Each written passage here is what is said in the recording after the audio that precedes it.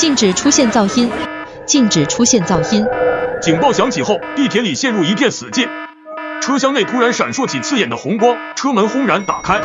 那几个笑呵呵的乘客忽然变得呆滞且双目无神，排队跳下了车。车门在关上时，玻璃上已经染满了血色。这是什么意思？地铁里怎么会出现这样的事情？难道是我在做梦吗？我狠狠拍了拍脸，发现并不是梦。环视四周，满是和我一样慌张的乘客。警告声再度响起。规则正式启动，请仔细听取。1. 地铁行驶中，每10分钟抵达一个站点，请乘客们留意车间广播。2. 每抵达一个站点，地铁开门，请勿在车厢内持续逗留，否则将会坠入车底，被碾为肉泥。3. 本路线除起点和终点外，共有6个站点，每个站点都有各自的规则，请务必遵守。4. 完成站点规则后，乘客方可安全回归车厢，前往下一站，严禁提前回归，否则后果自负。过6站之后，地铁抵达终点。5. 唯有终点代表安全生还，若地铁行程全部结束后，仍留在某个站点或者车厢之内者，将被束缚在轨道上，碾成肉泥。注意前方到站恶轨道。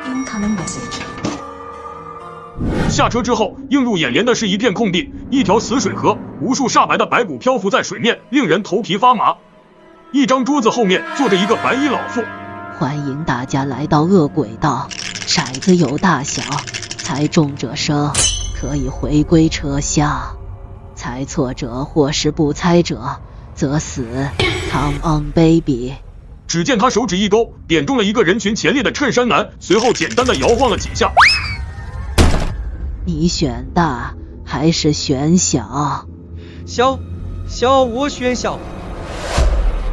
是6点，恭喜你开大，你很不走运。顿时，只见那男生失去了神采，仿佛是提线木偶一样向池边走去，青烟直冒，皮肉瞬间被腐蚀得干干净净，惨叫声扎进众人的耳朵。眨眼的功夫，水面上又多了条漂浮的白骨。下一位是大还是小？大，我选大。骰子正上方的点数是2点，池水上方又是一阵撕心裂肺的哀嚎。怪异女子仍在不停点人，摇晃着骰子，宣判着众人的生死。前面一共有32人参与，仅有11人猜中了大小，返回了车厢。到你了，小美女，你选大还是选小？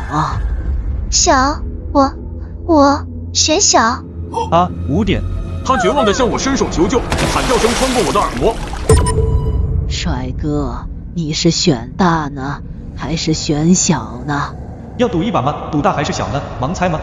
就没有什么规律或者漏洞，让我找一找吗？难道今天就要嘎在这里了吗？到底是大还是小？骰子有大小。我知道了，有规律，是有规律的，就在他提问中。我之前的把注意力放在每个人的身上，却从来没注意到过这个白衣老妇身上。我原以为这是个概率游戏，却没想到这其实是一场文字游戏。他会根据骰子的结果问出不同的问题。如果结果为大，他的问题是你选大还是选小；如果结果为小，他则会换一个问法，是大还是小。小。结果骰子停留在2点，我长舒一口气，从死亡的气息里走了出来。我刚想转头把判断方法告诉剩下的人，小心你的嘴巴，有些话能说，有些话不能说，破坏规则的人将会消失。因为我发现了规律，后面的人都按照我的方法安然地回到了车厢。我数了数，只有不到20人活着。地铁重新启动，窗外一片漆黑，车内灯光昏暗，所有人都心情沉重，没有发出一点声音。第1站就死了这么多人，后面的5站该怎么过？也不知道最后这节车厢里还能剩下几个活人。你好，我叫杨伟。我叫小七，你找我有什么事吗？接下来的站点，我想找你合作，交流对规则的看法。如果我没猜错的话，刚才你其实已经看穿了真正的玩法，对吧？你怎么知道？因为我看见他对你比了这个手势。没错，我发现了规律，那就是在大小不同时，他各有一套询问的话术。居然和我的解法不一样。我找到的规律是，他的第一次摇动骰子的时候，如果是顺时针摇骰子，则为大；反之，逆时针就是小。原来生路不止一条，或许接下来的5个站点也和恶轨道一样，极度危险。同时暗藏生机，如果保持专注力，仔细观察，一定有机会活着离开。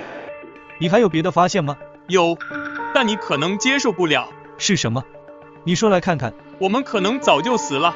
杨伟的话让我陷入震惊之中，直到他引导我趴下身体，目光移向座位的下方，居然有个洞。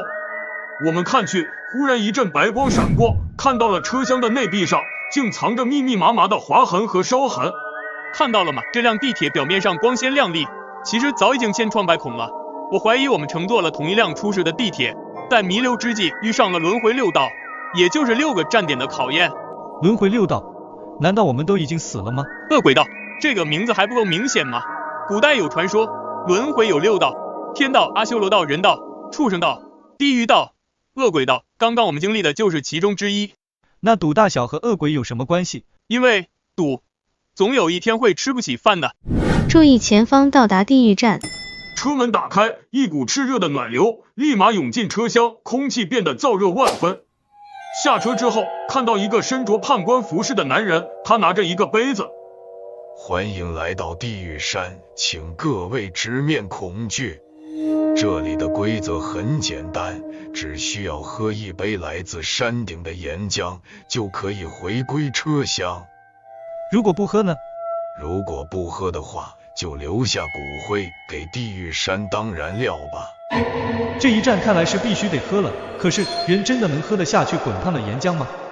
此时判官点出了躲在人群最后面的少年，少年面孔顿时煞白。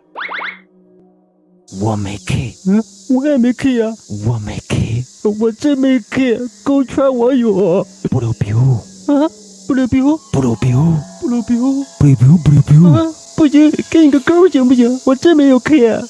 再说了，那狼我也扛不起来呀。这玩意怎么喝得下？这不是要去见佛祖的节奏吗？少年的勇气还是超乎大家的想象，没犹豫多久就闭上眼睛，猛地仰头，一口入肚，把岩浆给喝完了。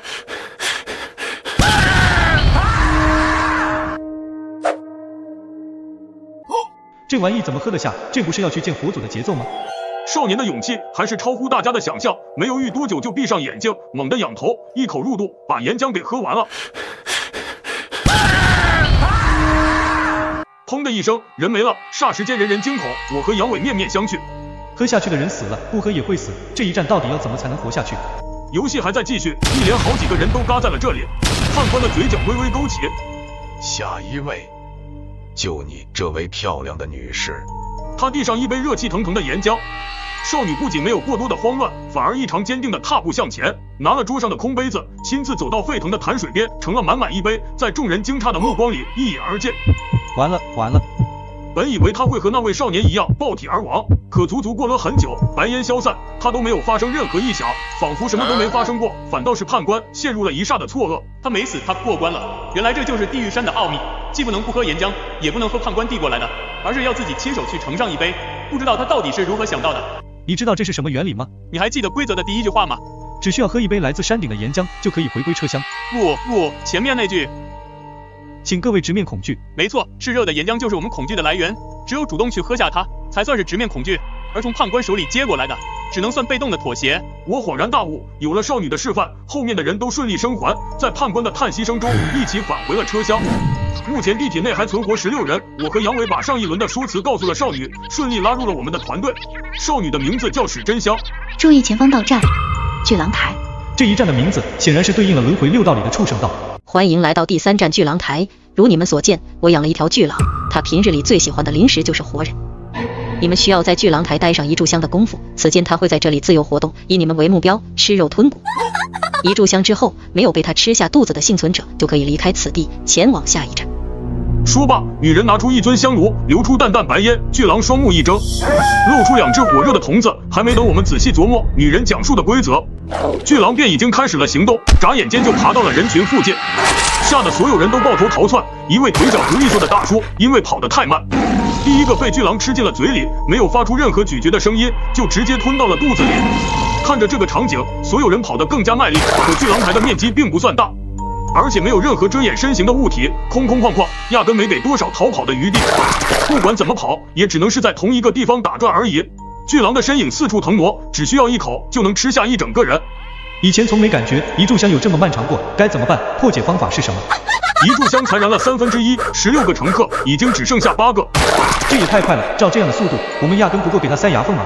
一直跑根本解决不了问题，必须要想出合适的解法，否则大家都得死。按前2站的经验看，不会是必死的局面，肯定有破解的办法。那么生机在什么地方呢？同样亡命奔跑的杨伟和史真香，此时巨狼最新的目标就是杨伟。糟糕，一旦被巨狼盯死，根本用不了多久就会被轻易追上，随后一口吃掉渣都不剩。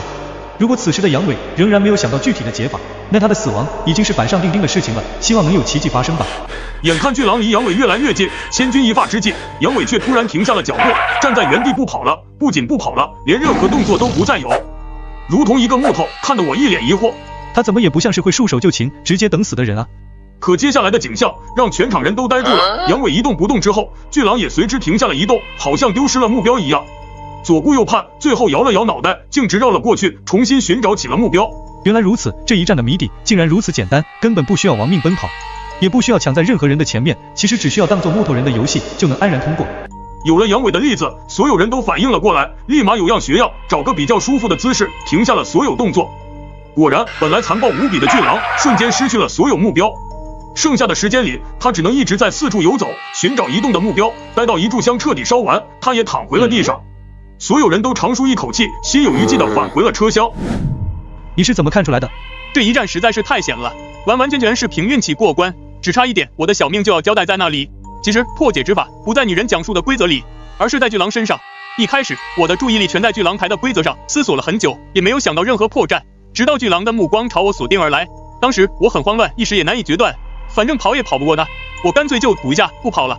没想到静止不动居然是破解的办法，我真的觉得太走运了。注意前方到站，人间巷。第4站来了，这次的场景不再是诡异至极，没有阴森的池水，没有沸腾的岩浆，更没有恐怖的巨狼，只有一条普普通通的小巷子，巷子中央有一把椅子，上面端坐着一位白发老人。欢迎来到人间巷，真正的魔鬼或许就藏在人间。各位应该不知道，地铁中有这么一位工作人员，最喜欢混进人群之中，表演受害乘客。你们的任务是找到他。这把电击椅每5分钟启动一次，请选出公认的内鬼人选，将他烧成灰烬。每次电击结束，我会告诉你们此人是否为真正的内鬼。真相大白之后，各位便能安然返还车厢，前往下一站。8个幸存者里，竟然还混进了一个地铁的内部人员，他也太符合内鬼的形象了，知识面广，能用各种思路破除迷局。所有人都没注意的车厢划痕，也是由他发现的。遇事冷静，在所有人都慌乱沉默的时候，只有他到处拉拢观察力强的乘客组成团队。真说起来，我们都是被命运和规则摆弄的人，他像是个闯关的玩家一样，要是没有交代内鬼之处，我只当他是个知识渊博的精英人士。但老人一说出关于内鬼的规则，我瞬间觉得全和他对应上了。咱们一起度过3个生死难关了，你不会怀疑我吧？毕竟这里一共就8个人，当然是每个人都要怀疑一下才行。他叹了口气，从兜里掏出了一张工作证，上面赫然写着沙雕大学副教授杨伟。可是这也证明不了什么，谁说内鬼不能提前伪造一份身份证明呢？如果我真是内鬼，我肯定会默不作声地混过每一关，尽量隐藏在人群里，以免被人发现，以增加这一关的胜算，对不对？但是你们看看，我不仅破解了2关的迷局，还找你俩宣扬轮回考验的说法，商量着过关的办法，简直不能再高调了。真正的内鬼，在知道每一个关卡的情况下，怎么可能干出这种显眼包的蠢事？那万一你偏就是显眼包呢？杨伟说的也不无道理，地铁站设置的关卡一直都是难度不低的，需要找到不同的角度，仔细揣摩，才能破开谜题，逃出升天。要真是这么轻松就把最显眼的内鬼抓出来了，这关未免太儿戏了些。可是假如他不是内鬼的话，人群中谁又是内鬼最可能的人选呢？已经过了4分钟，你们还没有头绪吗？还有1分钟，我就要请其中1人来体验电击椅了。场面依然还是一片寂静，没人敢轻易下定论，毕竟坐上电击椅就一定会被烧成灰烬。眼看时间就要结束，终于有一个人站了出来。各位，既然无人发言，那就由我来做这个破局者吧。鄙人不才，从事私家侦探的工作，擅长推理侦探。居然冒出来一个专业对口的人士，这也太巧了吧？那你说说看，内鬼是谁？侦探手指一伸，指向了一直站在比较边缘位置的一位秃顶大哥。我们要找的内鬼就是他。这个秃顶大哥普普通通，没有任何特别之处，一路过来完全没留下任何印象。为什么是他？你们要相信一个侦探的业务能力，我从第1站开始就在观察你们每一个人的行为。我知道你们有些人可能会怀疑那个戴着眼镜的男人，他的表现非常亮眼，就像是提前知道了地铁的运行规则一样。但根据我的观察，他在每一站里眼神都在不停向上飘，那是思考的标志，微表情是很难骗人的，所以我断定他对于这般神秘地铁的一切都并不知情，而是极其擅长思考，每时每刻都处在逻辑的揣测中。反观这位大哥，看似平平无奇，没有被推举出来的理由，但只有我注意到了，他一路沉默寡言，几乎没和任何人产生交流，目光也一直都非常呆滞，一回到车厢就开始眯眼睡觉，这哪像是能活过3站的样子，但他偏偏就成为了幸存的8人之一，走过了1半的难关，所以我断定他就是那个隐藏脱身的内鬼。别说，还真挺有道理的。不得不承认，在信息量如此有限的情况下，他确实观察得不错，起码我没法反驳。因为时间即将到达5分钟，没等那位秃顶大哥辩驳，就有2人急忙把他拉上了电击椅，死死按在上面。时间紧迫，在侦探如此缜密的发言面前，没人想去听大哥慢吞吞的解释。时间抵达之后，电机椅上冒出刺眼的紫色电光，甚至蹦出了阵阵火花。没几秒的功夫，秃顶大哥就被烧成了灰烬。抱歉，此人是真正的乘客，并非内鬼，请各位继续寻找。本来信心满满的侦探，此时仿佛遭受了天大的打击，一屁股瘫倒在地。一时之间，剩下的7人陷入了窒息的沉默中，直到第2个5分钟即将到来，老人指着电机椅的位置，请尽快推举第2轮的人选。各位，我叫傅不齐，是各类推理桌游的老玩家。按照我们的规矩，第1轮里跳出来指认内鬼出错的人，在第2轮是嫌疑最大的。如果确实找不出什么线索，我建议这一轮让侦探来接受惩罚。没错，既然敢在第1轮的时候强行点身份，那就要做好承担责任的心理准备。随后不等我们其他人的反应，他们便联起手来，把侦探直接拉到了电机椅上面。电流声滋滋作响，把侦探也烧成了灰。抱歉，此人也是真正的乘客，并非内鬼，请各位继续寻找。第3个5分钟变得更加沉闷，古怪的氛围里，没有人再敢主动说出一句话。到底谁才是内鬼？时间很快就过去，没有任何人得出答案。剩下的6个人面面相觑，都在各自打量着对方。因为我和杨伟、史真香有明显的抱团倾向，其他3人也自发地凑到了一起，每个人都害怕被别人群起而攻之，强行按到电机椅上。随着时间越来越紧急，一场冲突眼看着就要爆发。我知道了，我认为我们全都想错了。有没有一种可能，我们里面压根没有内鬼？什么？你们是不是都忘了规则里最开始那句话？真正的恶魔或许就藏在人间。注意他的用词，他说的是或许，而不是一定。这位老人家全程只讲了用电机椅验证内鬼的身份，却有一个重要的东西没有说清楚。这个东西在前面3站里都是规则重要的组成部分，那就是如果我们不照他说的做，惩罚是什么？在恶鬼道不参与摇骰子的人会死，在地狱山不喝岩浆的人会被当成燃料。可是在这里呢，我们没有受到任何威胁，所以我大胆的猜测，我们之中根本就不存在内鬼。甚至这一关的真正目的就不是救出内鬼，而是让我们陷入疯狂的猜疑，只要我们不退出，任何一个人就不会出事。听完他的分析，我们终于恍然大悟，如梦初醒。这一次没有人再强行推人坐上电机椅。恭喜各位找出了真相，你们可以前往下一站了。要不是你的急中生智，这场面还不知道要乱成什么样子。人间道的互相猜疑实在是太过可怕，若真是厮杀道，只剩最后1人才发现，原来内鬼就是个空壳的幌子，那该是有多么的绝望。注意前方到站修罗道。几分钟的休整后，地铁门再度打开，对应着6道轮回中阿修罗道的第5站，一个少年盘腿坐在天平的中间。欢迎来到修罗场，这里是个两两对决的战场，不过战场的内容和你们想象中的可能不太一样，不是让你们拼刀拼枪，而是让你们在天平上做个比较。待会我会随机把你们两捉对，放到天平两侧，各自被一团白光包裹，待到白光消散之后，才能看清对方的模样。谁抢到机会先开口提出一个概念，就能让天平开始称重。谁的分量更重，就活着去往最后一站；谁的分量更轻，就拜托长眠于此了。这个概念可以是任何东西，物理属性或是精神属性都可以，但是有一点你们要注意，有人说过的东西或者事物，后面比试的人都不能说，一旦说出口就违反规则，将直接淘汰。明白了规则，我当即打量起在场的其他5个人，想要提前分析自己有什么稳操胜券的优势点。可还没等我仔细思考，一团白光就直接把我包裹住，慢慢移动到了天平的一侧。没想到我运气这么好，居然在第1轮就被选中了，一点心理准备都没有啊。等了接近10秒的时间，白光消散，我也总算看清了对方的模样。我俩对视一眼，都错愕了一下。大家都是普普通通的凡人，谁也不敢确定自己有什么特质，一定能压过对方吧。智慧勇气根本无法判断，身高的话，目测我和他不相上下，谁又知道他会不会穿了增高鞋垫？体重貌似又差不多，难搞哦。但时间不等人，一定要做抢先开口的那个，才能掌握局势的主动权。我的比试是头发长度。话刚落音，天平微微晃动，显示条件生效，开始称量。天平朝我这边倾斜而来，象征着我取得对决的胜利。对方在一阵哀嚎声中跌落深渊，听着他的哀嚎，我也颇为无奈，只能低头为他默哀片刻。二者只可以活一个，这注定是一场自私的游戏。对不起。第2轮被拉上天平的是杨伟和一个矮男人，当隐约看到对方的时候，杨伟有些惊呆。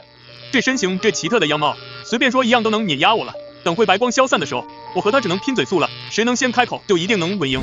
哼，等白光散去，我直接说比胡子或者身高一招制胜，这局稳赢，老天真是眷顾我啊。杨伟这一场便是真的很大，一旦让对方先开口的话，必死无疑。我虽然也不想杨伟死，但是也不忍心看到胡子男死啊，毕竟大家一起经历生死走过来，虽然没什么交集，但也是人，只能听天由命了。可等到白光渐淡，我才发现我还是太低估杨伟的脑子了，他根本都没等看清对方的模样，白光才散了不到1/10，就已经开了口，把健身男整傻眼了。我比的是没有胡子，不是要等白光消失才能说吗？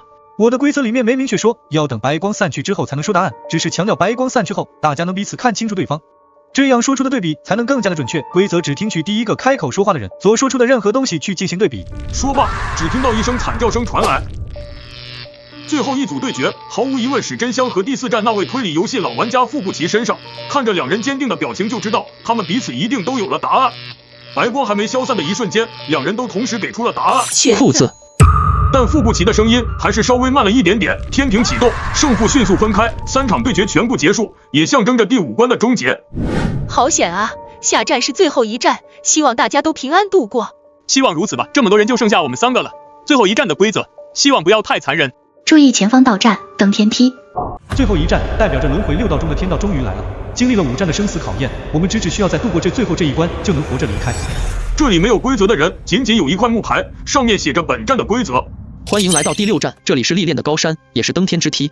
请循着登天梯一路向前去寻找呼啸狂风之间的真正高天，高天之上便是终点。看他的意思，我们要顺着这一把把刀刃往天上爬。这登天梯绵延不尽，根本看不到头在哪，这要怎么爬？规则里读不出什么可以钻的漏洞或是秘密，这个刀山应该是非爬不可了。这么高的地方，要是一个不小心掉下去，不知道得摔成什么样。眼看没有别的办法，我们简单调整状态之后一起出发了。登天梯上的刀刃既不算钝，也没有过于锋利，每踩一脚都刚好处于划破皮的阶段，没走出几步，我的脚掌上就已经渗满了血丝。我携着阵阵疼痛，但又不会到无法忍受的程度。大概爬出300阶后，我们在前面的刀刃上看到了一具尸体，他浑身淌满鲜血，双手死死捏在刀尖上。这应该是以前列车的乘客，好不容易走到了第6站，却无力继续往前攀爬，只能死死捏着刀刃不肯松手，最后却永远定格在了这个姿势。这条路恐怕比想象中还要难走得多。你们快看！我赶紧顺着他手指的方向看去，在前方的刀刃阶梯上竟挂满了这样的尸体，密密麻麻，鲜血淋漓，触目惊心。天哪，这里到底死了多少人？所谓要我们寻找的高天到底在哪里？真的存在于上方的世界吗？会不会6道的考验其实只是操纵死亡者对我们的一种愚弄，彻头彻尾的愚弄，根本不存在所谓的生路。不要气馁，别放弃，有我们呢。我才终于缓回了心神，继续向上爬去。在漫长的登天梯上，时间的概念早就逐渐模糊，不知不觉间，我们跨过了足足4000多级，刀刃翻过了数不清的尸体，手脚早已血肉模糊，浑身布满了酸胀和痛苦，而头顶的蓝天却好像从来没有变过，和从悬崖出发时一模一样。如今不只是我，就连一向坚强果敢的史真香也陷入了迷茫。到底要怎么样才能爬到那片规则里讲述的高天？狂风呼啸的区域又究竟在哪里？我们这一路爬过来，平静无比，别说风了，就连飘动的云都没见过一朵。往上爬，真的能寻找到规则里的高天吗？这一路见了太多的风平浪静，我也很难想象前方会有狂风呼啸的地方，而且在那样的地方，我们还能爬得稳吗？可就在绝望感再度袭来的时候，我的脑海里突然闪过了一个想法，虽然有些疯狂，但又无比合理。我终于明白了。什么？明白什么了？你们别忘了，这个地铁的前几站真正的生机，往往都藏在规则的深处，而不是表面的地方，所以相信我。按规则说的这么爬下去，我们可能永远也找不到所谓的高天，只能沦为那些尸体中的一员。你们真的认为往上爬可以找到狂风呼啸的地方吗？仔细回忆一下，规则让我们一路向前，却从没有规定过到底哪个方向是前。而我刚才想到了唯一的一条路，可以100%遇上大风。如果你们信得过我的话，就跟我一起来吧。随后在他们两人惊诧的目光里，我笑着走到登天梯的最边缘，在深不见底的天空里一跃而下。我闭上双眼，任由自己往下坠去，跌落在云天之中，耳畔全是呼啸的狂风。天忽然黑了，不知过了多久，眼前的一片黑暗里渐渐闪烁出一丝微弱的白光。我仿佛看到一辆地铁正快速的朝我驶来，砰的一声巨响。迷迷糊糊不知过了多久，我睁开双眼，竟已经躺在了医院。好家伙，你终于醒了！我这是怎么了？你不知道啊，你简直就是生命的奇迹。昨天我们市里发生了一起惨烈的地铁事故，一整个车厢都毁了，烧成了黑炭。结果你猜怎么着？一个个乘客都化成灰了，里面居然还能抢救出来活人，那活人就是你。我从轮回6道的考验里活回来了，看来杨伟说的没错，我们这一车厢人早就已经死了。看似凶险残暴的6个站点，其实是一条重回人世的机会。整个车厢只有我一个人活下来了吗？你还真别说，这奇迹跟组团打包了似的。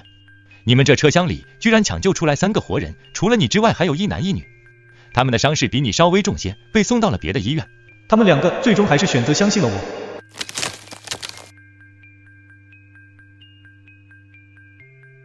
新一轮宿舍淘沙已开始，请做好准备，谨记以下规则：1. 蓝色头发的人是正义的； 2. 饮水机里的热水有毒； 3. 戴眼镜的宿管不说谎； 4. 晚上10点之后不会有人敲门； 5. 禁止使用大功率电器，一旦触电有生命危险； 6. 凌晨0点到3点不能去厕所，否则后果自负； 7. 死亡即出局。刚刚宿舍门缝里递进来一张新纸条，上面的规则没有变动。看完后，我们紧皱眉头，回到了自己的床位，希望今晚可以安全度过。我们到底要到啥时候才能从宿舍逃出去？胆小的小伙小声地哭了起来。这几天快要把他折磨疯了，我们被选进了这场宿舍淘沙游戏。此时此刻，小七也快要崩溃了，急需你们点赞、分享、订阅的支持。至于这场大逃杀什么时候会终止，没有人知道。7天前，我们在宿舍里收到了第一张纸条，上面的内容和现在的一模一样。当时我们都以为是恶作剧，但是我看着上面红色的字迹，却莫名有些不安。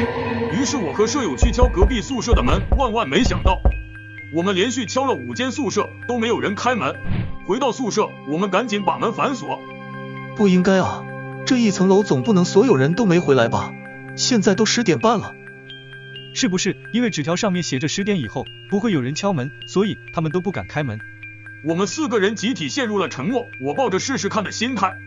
于是我用手在墙上敲出异常的求救信号，隔壁也用同样的方式回应了我。果然不是没有人，而是他们不敢开门。兄弟们不要慌，我打电话报警。送人头，怎么了？手机没有信号啊。范建和杨伟也拿出自己的手机，也都没有信号。别怕兄弟们，我来保护大家。杨伟是练体育的，身材魁梧，胆子也大。突然，宿舍的门发出钥匙转动的声音，杨伟立即把我们3个挡在了身后，并拿出手机当武器。门开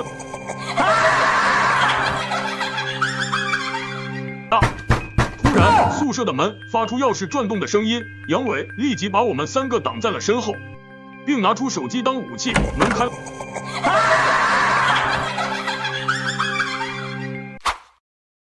原来是宿管阿姨啊，吓我们一跳。刚要上去求助，我急忙拉住他。杨伟，他没戴眼镜。我们楼一共有3名宿管，来的这个是徐阿姨，平时一直戴着眼镜。看到我们的警觉，徐阿姨露出一丝诡异的笑容。刚刚你们4个一起出去敲别人的门，想干什么？宿管是有监控，他可以看到每个楼道里的情况。我大着胆子说，我们水卡都没钱了，想借张水卡。用我的吧，有什么困难联系宿管室，不要影响别人休息。他一直伸出手，站在门口等，动作僵硬，像机器人一样。似乎我们不接，他就不会走。杨伟跑了过去，还没拿到水卡就被扑倒了。妈了个巴子的，杨伟危险了！情急之下，我举起椅子就砸了过去，但是他却一点反应都没有，就像感觉不到疼痛一样。夏建仁和宋人头也过来帮忙，就算联手，也不是徐阿姨的对手。情急之下，我灵机一动，想起了第5条规则：禁止使用大功率电器，一旦触电有生命危险。我迅速从柜子里拿出我的职业卷发棒，大吼一声，都闪开！正好范建和宋人头使出吃奶的劲，把杨伟拉了出来。我闭着眼，不去看他狰狞痛苦的表情。几分钟过去，他再也没起来。小七杀人了！第一次杀人，我吓得哭了起来。范建和小伙在旁边劝我，说这是正当防卫。如果我不这么做，杨伟可能就要提前下线了。杨伟为了感谢我，更是拿出了珍藏了2年的宝贝。之后，杨伟把徐阿姨的尸体抬了出去，扔在了楼道里。第2天早晨，楼道里传来一阵嘈杂声，他们都在讨论昨晚的事情，小七也被吵醒了。来到楼道后，发现徐阿姨的尸体不见了。你们也被卷进来了？昨晚你们宿舍解决了几个怪物啊？怪物？原来整栋楼的宿舍都沦陷了，我们宿舍居然是最晚接到通知的一个。你们要小心了，随时都会有怪物出现，大家要想办法利用规则保护自己。有时候那些怪物还会假扮成舍友。1楼超市有物资，我们出不去这栋楼，赶紧去吧，晚了就没得挑了。他们想直接去超市，被我叫回了宿舍。隔壁那小子头发是金色的，说的不一定对，但是为了防止怪物冒充我们的人，我们必须先想一个接头暗号。我们的头发也不是蓝色的，你相信我们吗？当然，我们不是刚一起战斗过吗？首先我们要团结，一定要互相信任。同意小七的观点，现在只有我们是最亲的人。我们商量好，就用我们最喜欢的奶茶饮料作为自己的接头暗号，必要时报出自己的代号。超市里人很多，但大家都安静不说话，满满的气味。我们囤了1箱方便面、一些自热盒饭，还有矿泉水和牛奶。我还另外买了几个杯子和许多塑胶手套。糟了，我忘了买洗漱用品了，你们先回去。为安全起见，我们最好一直待在一起。我们又回到了超市，我们却遇到了4个和我们长得一模一样的人，对方也瞬间慌乱。2队人，你看我，我看你，其他人发现了我们这边的异常，反应一致，全都四散而逃。超市里只剩下了我们8个人，还有一个收银员。范建突然喊了一句：“墨香奶绿。”杨伟和我反应过来，依次喊道：“红豆奶茶。”杨枝甘露。只剩宋人头没有说话。与此同时，对面的宋人头朝我们狂奔过来，惊恐的大叫：“茉莉花茶！”不知道什么时候，我们身边的人居然已经被调包了。就在这时，超市里的收银员走了过来。游戏开始了，请双方选手做好准备。每人只有1次答错的机会，第2次答错当场死亡。每轮回答双方选手1次答题，3轮答题过后，存活人数多的一方获胜。失败方会有什么惩罚？失败方全员出局。规则中的第7条，死亡即出局。看来这是一场不是你死就是我亡的游戏。我们吓得魂不守舍，反观我们的敌人却非常嚣张，小腿抖得像尼古拉斯似的。第1题，请问你是杀死史真香的凶手吗？是或者不是？406宿舍的人类先回答。听完问题，我们所有人都愣住了。史真香是我们学校的学生，去年暑假开学，他因为全科成绩挂科，从教学楼天台跳楼身亡，遗书就留在他的鞋子旁边。范建非常肯定的回答：不是。回答错误。范建根本不认识史真香，为什么要杀他？他明明是自杀。收银员不理会我们的抗议，转头对另一侧怪物进行提问，问题内容完全一样。假范建说了一个是，就轻松答对了第1题。收银员的手指指向我。第2题，请问你帮学校教务管理员虚报过支票吗？又或者没？年初时，我们学院的教务管理老师因为挪用公款被学院开除立案审查。我脑子里冒出一个猜想，难道就要说相反的答案才行？有。回答错误。我的手心全是汗，再错一次就是死路一条。对面的怪物选择了和我相反的答案，他们又赢。这不公平，每次都是一样的问题，我们回答错误，他们自然就知道了正确答案。收银员完全不理会杨伟的话，直接指向了他。第3题，请问你是否替陈宿管隐瞒过偷窃行为，又或者没有？以前我们楼有4名宿管轮流值班，陈宿管因为偷东西被抓，上个月已经被开除了。这场游戏有点古怪，所有问题指向的都是我们学校里发生过的丑闻和罪行。可我们绝大部分学生都是在事发之后才听到风声和流言，根本不可能有参与的机会。没有，我怎么可能干那种事？回答错误。关注小七，却遇到了4个和我们长得一模一样的人，对方也瞬间慌乱。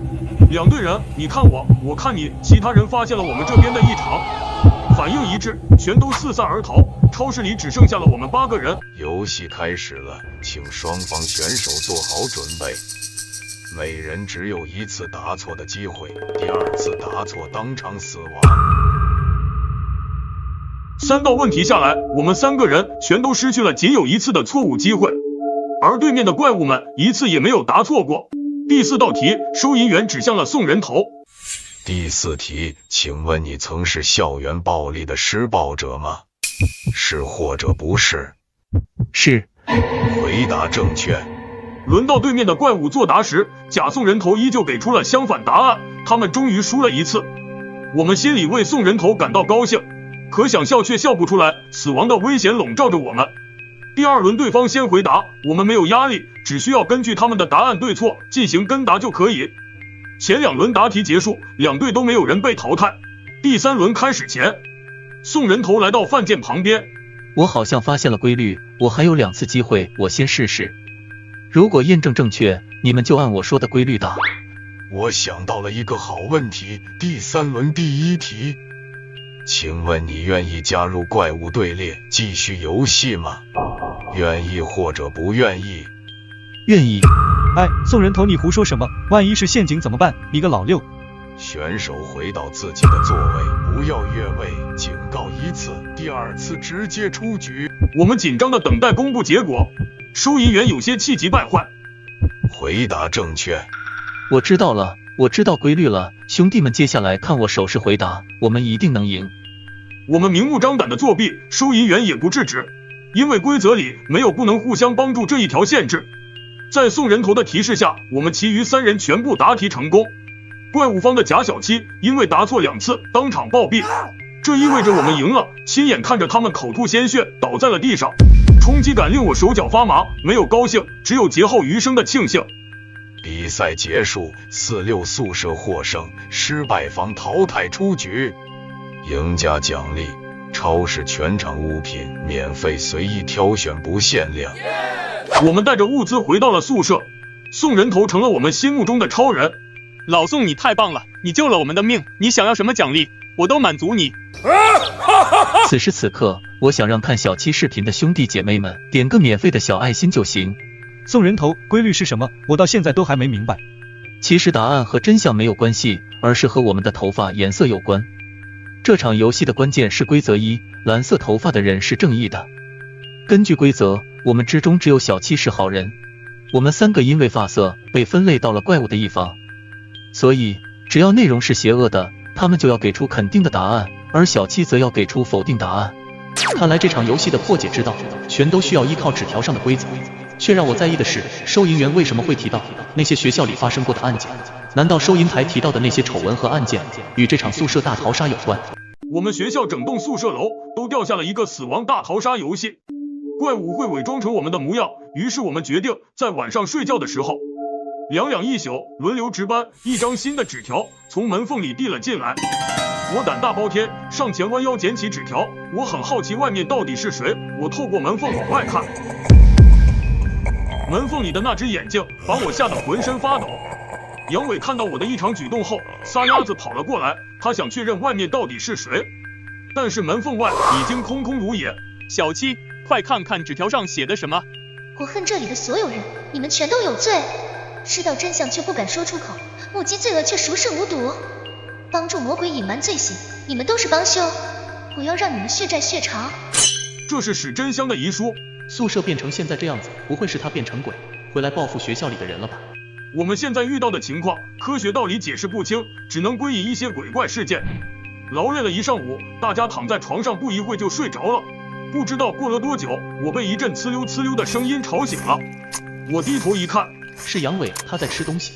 当我看到他手里的泡面时，我脑子一片空白。别吃，你该不会用了我壶里的热水吧？是啊，我壶里的水不热了，饮水机排队的人太多，我就说着说着，他也感觉不对劲了。楼道饮水机里的热水有毒，我的暖壶里是昨晚刚接的热水。杨伟迅速跑到卫生间，希望能把毒素吐出来。杨伟，你怎么样了？头晕肚子痛。你别着急，我下去找个宿管问问情况。我来到1楼宿管室，发现屋里只有刘阿姨一个人。有事吗？刘阿姨，我们寝室的有人喝了饮水机里的热水。喝了就喝了，水不就是让人喝的吗？阿姨，您知道纸条上的规则吗？刘阿姨拿出一沓一模一样的纸条。原来每天派发这些规则的人是宿管，他告诉我，不是人的怪物喝了才会中毒，人喝是没有问题的。原来这些规则是教给我们对付怪物的方法。您知道史真香为什么想不开吗？他是被人逼死的。我还想再继续问，此时徐阿姨回来了，我一看到她就浑身发毛，她笑眯眯地看着我，像是不记得昨晚发生的事情。徐阿姨一进门，刘阿姨就不再说话了。看来坏宿管会对好宿管进行监督，我只能趁徐阿姨不在的时候，才能询问刘阿姨一些问题了。我们被卷入了一场大逃杀游戏，失败则立即死亡，我们一无所知，一点头绪都没有，感觉很害怕和无助。从宿管室出来回到宿舍，他们看我的眼神不对劲。宋人头手里还拿起了武器，我瞬间明白过来，我不应该独自一人出去。宋人头赶紧报出昨晚商量好的新暗号：990，求求你；885，帮帮我；687，别生气。挖掘技术乃加强。中国山东找蓝翔。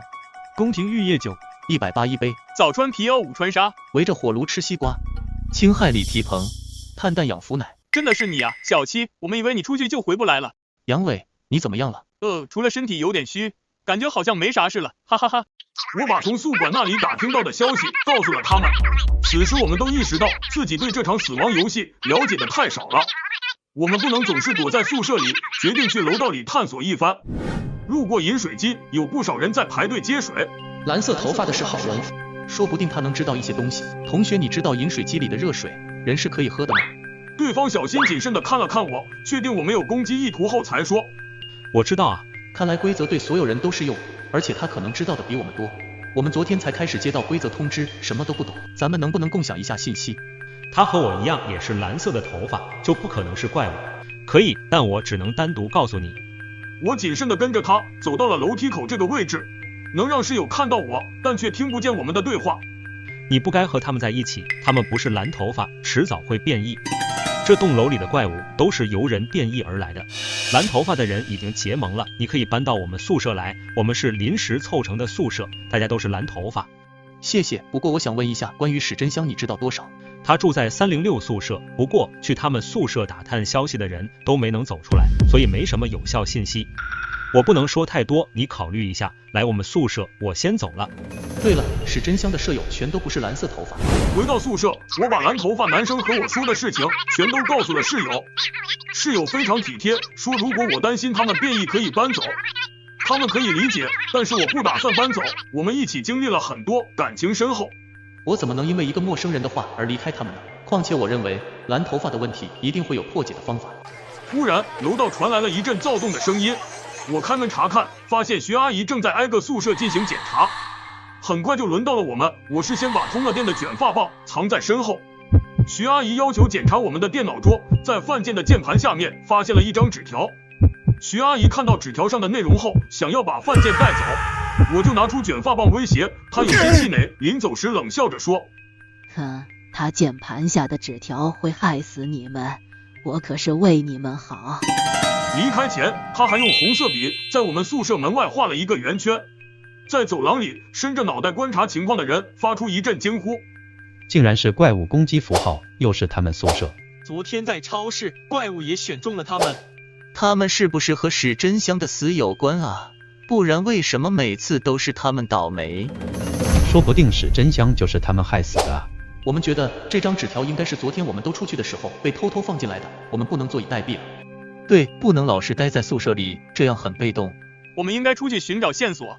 经过大家商讨，我们一致同意一起去会会这个神秘的306宿舍。我们来到了306宿舍，对面3个人发出阴森的笑声迎接我们。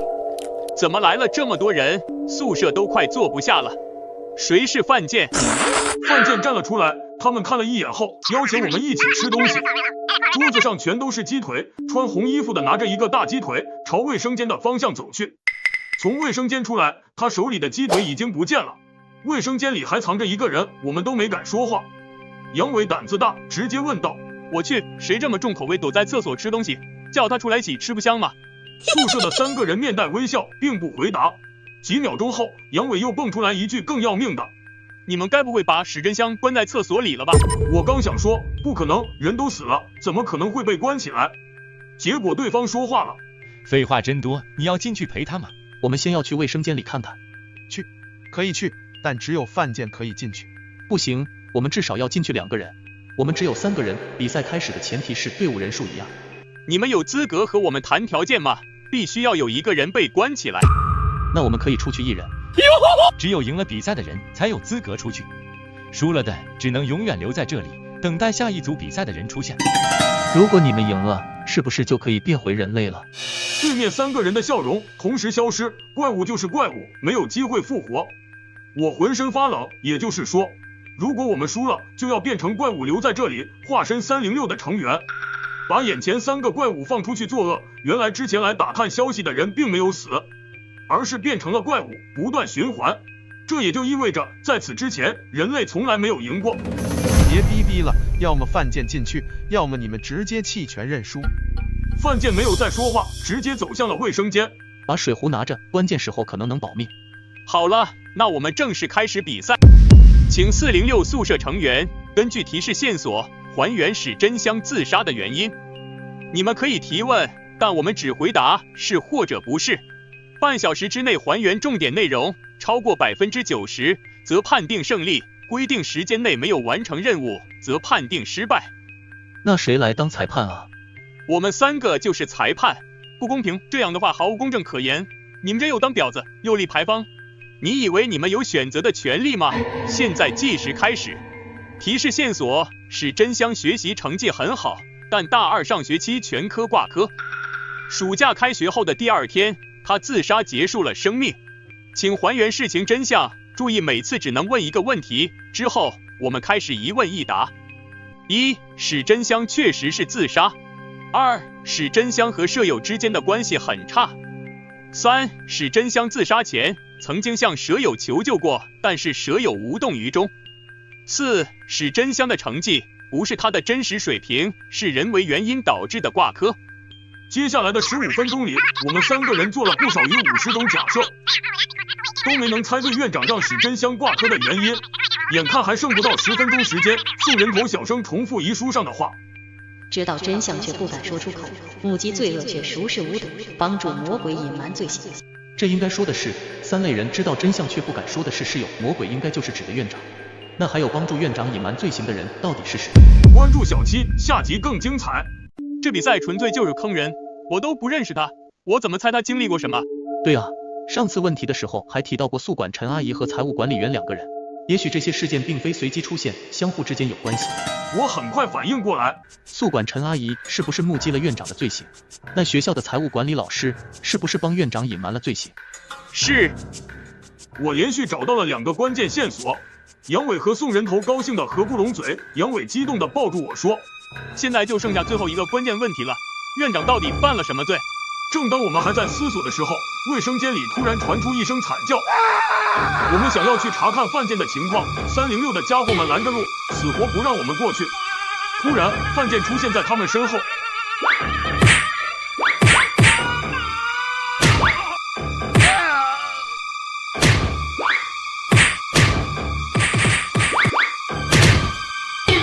不管你们想知道什么，我全都说。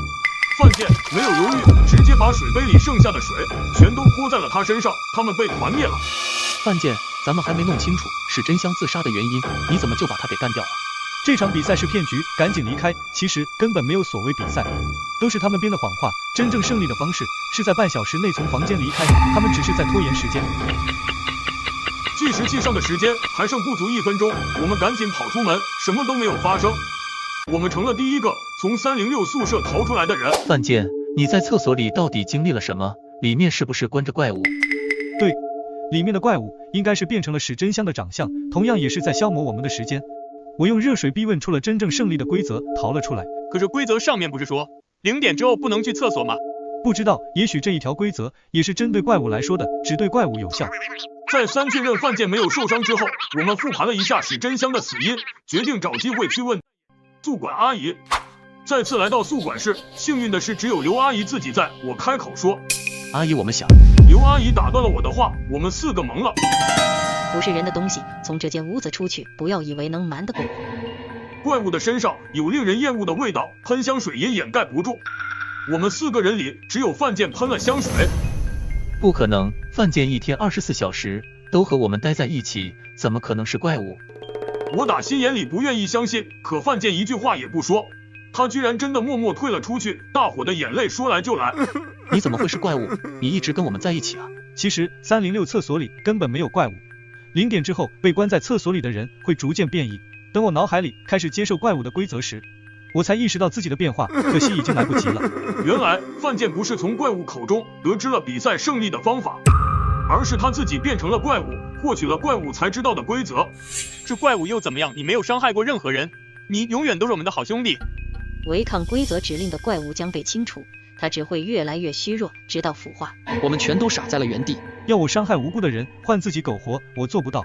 所以抓紧时间，在我消失之前把真相找出来，好歹也让我能死个明白。我们3个人失声痛哭，无法面对残酷的现实。明明我们已经接近了真相，明明我们马上就能逃出这里，一切很快就结束。你们快点，还有10分钟我就该换盘了。院长到底犯了什么罪？史真香为什么会被判挂科？陈阿姨为什么不报警？还有财务管理员，他又帮校长做了什么？刘阿姨听到我们问了这么多具体的问题，难得露出了微笑。我没有亲眼看见，但我听徐姐说过很多次。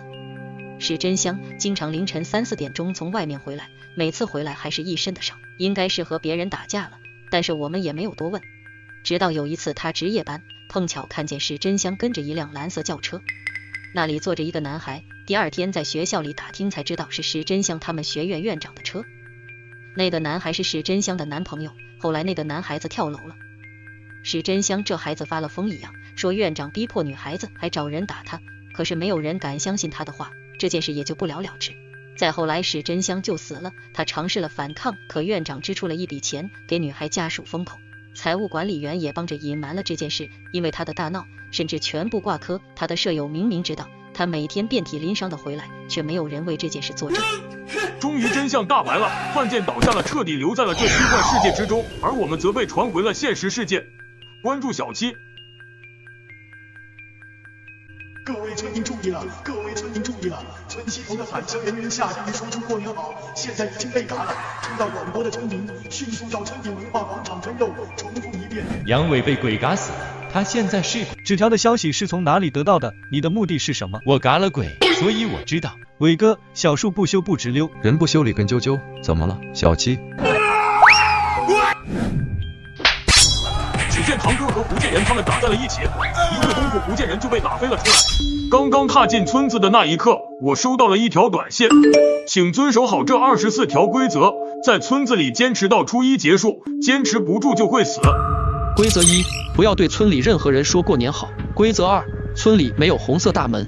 规则3，不允许睡懒觉，每天早上7点之前必须起床。规则4，自己的家中是安全的，半夜不要出门。规则5，有变态嘎人狂出没，请注意安全。规则6，可以向变态嘎人狂说过年好，会有好运发生。规则7，大年初一不许聚众拜年。规则8，必须收到所有亲人的压岁钱。规则9，亲人里或许有变态嘎人狂。规则10，谨慎一切向你要压岁钱的人，包括孩子。规则11，村里有人在规则之外。规则12，保护好规则之外的人。规则13，有问题找村长。规则14，不要喝村长倒的水。规则15，不要轻易相信任何原住民。规则16，文化广场可以自由活动，但广场也对变态嘎人狂开放。规则17，尽量找到伙伴一起坚持，人多力量大。规则18，鬼会说谎话，并且只会说谎话。规则19，晚上不要抬头看天空。规则20，变态嘎人狂和鬼不会在一张桌子上吃饭。规则21，母亲不会害自己的孩子。规则22，变态嘎人狂和鬼可以嘎人，也可以互嘎。人可以嘎变态嘎人狂，但不能嘎鬼。变态嘎人狂和鬼同类之间不能相互残嘎，人可以。规则23，被鬼和变态嘎人狂嘎死的人会变成鬼。规则24，初一晚上12点，带着规则之外的人准时驾车离开村庄，游戏结束。神经病，好不容易过年回家放松几天，居然收到这样荒诞恶毒的诅咒。发送这条短信的人是不是脑子被驴踢了，还是被门夹了？哎呦，大儿子回来了。母亲突然走了出来，看到母亲那有些比去年更显苍老的脸，我鼻尖一酸，差点落下泪来。妈，过年好，儿子。母亲摸着我的脸，责怪我比去年瘦了太多。我正要回答，突然想起短信的内容，不要对村里任何人说过年好。因为我记者工作的特殊性，就算不相信短信内容，也不免有些警惕，于是硬生生咽下卡在喉咙里的3个字。就在这时，村头的大喇叭突然响起，各位村民注意了，各位村民注意了！村西头的返乡人员下地狱说出过年好，现在已经被嘎了。听到广播的村民迅速到村里文化广场蒸肉，重复一遍。大喇叭的内容让我目瞪口呆，而母亲听到广播后，已经兴高采烈地回屋，拿出一个大盘，就要往文化广场走。我急忙拦住她。妈，你听到广播里说什么了吗？母亲转头留给我一个诡异的微笑。听到了，村广场嘎猪分肉，让我们去拿。我们来到了村文化广场，此刻广场已经围满了人，大家围在广场中心的案桌，案桌上有一个人，此刻已经被大卸8块。看到这一幕的我，脸色变得苍白，跑到一个角落，狂吐不止。此时的角落同样有几个人正在呕吐，我吐完后发现这几个人大多我都认识，他们是我从小玩到大的发小。送人头，范建、杨伟，谁能告诉我到底发生了什么？范建此刻有些崩溃，案桌上被嘎的下地狱，同样是我们的朋友。就在不久前，我们还在微信群里联系，约定这次过年回家好好聚一聚，没想到就此天人永隔。杨伟凑过来，神神秘秘地说道：大家也都收到短信了。下地狱就是因为说出那3个字才被嘎的，所以只要遵守规则，应该就不会出事。今天是腊月27，距离初一还有5天，只要我们遵守规则，小心点，应该能安全度过这几天。这时，有个穿戴时髦的男人走过来说：“大家好，我是胡建仁。规则说尽量找到伙伴一起坚持，人多力量大，而且大家都是归乡人员，同时也都是收到短信的人，所以比起现在正在广场分人肉的原住民，我们显然更亲近一些。现在我们的任务就是去村里打听一下，看看今年到底有多少返乡人员，把大家团结在一起。”这个提议显然深受大家认同，杨伟举手建议：“那我们就由广场为界，兵分4路，挨家挨户去打听。”说干就干，宋人头和杨伟还有刚认识的胡建仁，我们4个人向不同的方向追查。至于范建，他的情绪不稳定，我们让他留在原地休息。我向东边寻找，依据我的记忆，东边大多数的是老人，返乡人员应该很多，只有返乡人员收到短信。我边走边拿出手机复习规则，不要轻易相信任何原住民，也就是说，可以相信，也可以不相信，带来的一切结果，无论好坏，都要自己来买单。据此反推，原住民可能是好人，也可能是……我不敢继续讲下去了。小七，过年好，刚回家呀。王奶奶，过。多赖咪，好险啊，差点就说出那3个字，你好。外边这么冷，怎么不回屋啊？屋里太冷，我在门口暖和一下。外面的天气零下10几度，他却说在外面暖和。我不敢再接话，快步离开，因为我想到了短信中的一条：鬼会说谎话，并且只会说谎话。鬼是什么，在短信中没有体现，但是这个字眼往往象征着不好的东西，王奶奶可能是鬼。我在心里偷偷的记了下来，短短2个小时，我就跑遍了村东头几十户人家。大概有7个返乡人员，2对小夫妻1个孩子，2个和我一样的独身返乡人员，他们都老老实实的躲在家里，想一直在家待到初一。有这种念头不奇怪，毕竟规则中有这一条，自己的家中是安全的，半夜不要出门，但这条规则，我认为是所有规则中最矛盾的。家是安全的地方，如果待在家里就能避过一切，那为什么要设置其他规则？所以家是不安全的，但规则说家是安全的，这样一来就矛盾了。除非是有什么东西能够吸引或逼迫你出家门，这样一来既没有违反规则，又能避免规则漏洞。我把自己的猜想告诉过他们，可他们大都嗤之以鼻，我无可奈何，毕竟这些也只是我的猜测。回到了村广场，此时村民们都已经分完肉离开了。小七，你统计完了吗？我那边都统计好了。刚才看到我的父母拿着下地狱的一条大腿，兴高采烈地回了家，现在我该怎么办？外面太冷了，规则里说家是安全的，你还是回去吧，记住别吃饭桌上的肉就好了。我们说话期间，其他人也陆陆续续的回来了。宋人头身边跟着一个抱着孩子的妇人，胡建仁带着2个男人，一个戴着眼镜，一个满脸横肉。杨伟带的人最多，男女老幼一共来了6个。我们4个计算了一下，今年全村的返乡人员大概有42人。除去已经死亡的下地狱，还有41人愿意抱团的，加上我们几个，一共15人。其他人就秉持着死守在家，坚持到初一的念头，说什么也不出来。我无奈叹气，谁也不知道自己选择的方向是否正确，但是不到最后一刻，我们最好不要放弃。直到现在，包括我在内的所有人都不知道未来5天会残酷成什么样子。我们15个人约定，严格按照规则来做，同心协力，坚持到底。以后我们每天中午都要来到广场，各自汇报情况。宋人头提议道，我们纷纷赞同。之后又闲聊了一会，一个老人吸引了我的注意。老人是杨伟带来的6人之一，叫陈二狗，62岁，是在场年纪最大的人，常年在外漂泊，年底回乡祭祖。吸引我的是他说的一句话：到了初一，一切真的会结束吗？荒诞的规则，诡异的村庄。这个问题抛出来，所有人都沉默了，没人敢打包票。我们从心底愿意相信，初一就是一切荒诞结束的时间。但事实如何，谁也不得而知。我和宋人头很有默契地对视一眼，我们是脾气最相近的2人。这一刻，我们心中都有了相同的决定，打破规则。关注小七，下集更精彩。我们按照约定分别离去，我和宋人头、杨伟、范建3人一起去我家。因为我们是发小，所以回彼此的家中过夜并不稀奇。路上经过一户人家的时候，一个衣衫褴褛的人流着鼻涕，笑着冲我们挥手。他叫苏老六，是个傻子，他也是我们小时候的玩伴，但是9岁的一场高烧，把他烧成了现在的模样。他的记忆永远停留在9岁，所以对我们这些幼年的玩伴记忆深刻。苏老六不冷吗？快点回家去。小时候和他关系最亲近的杨伟担忧地说，苏老六嘴巴咧得更大了，哈喇子顺着嘴角淌了下来。他幼年丧母，只有一个酗酒的父亲，平常也不管他，所以他日常的吃穿只有靠我们几家的长辈来帮助。我轻叹一声，上前拉起苏老六的手。现在的村庄处处透露着诡异，正常人都不一定能活下来，何况他这个傻子。所以我想把苏老六带回家，和我们这些他生命中最重要的人待在一起。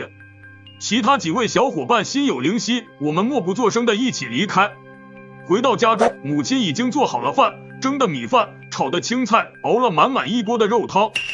汤里的肉是……我们几人心知肚明，强忍着恶心，就着菜吃米饭，谁也没碰那锅肉汤。母亲有3高，已经戒肉多年，但奇怪的是，苏老六也对那锅肉视而不见。就算母亲把肉夹到他的碗里，他也全部夹到桌子上。我们几人互相对视，眼中都闪过疑惑。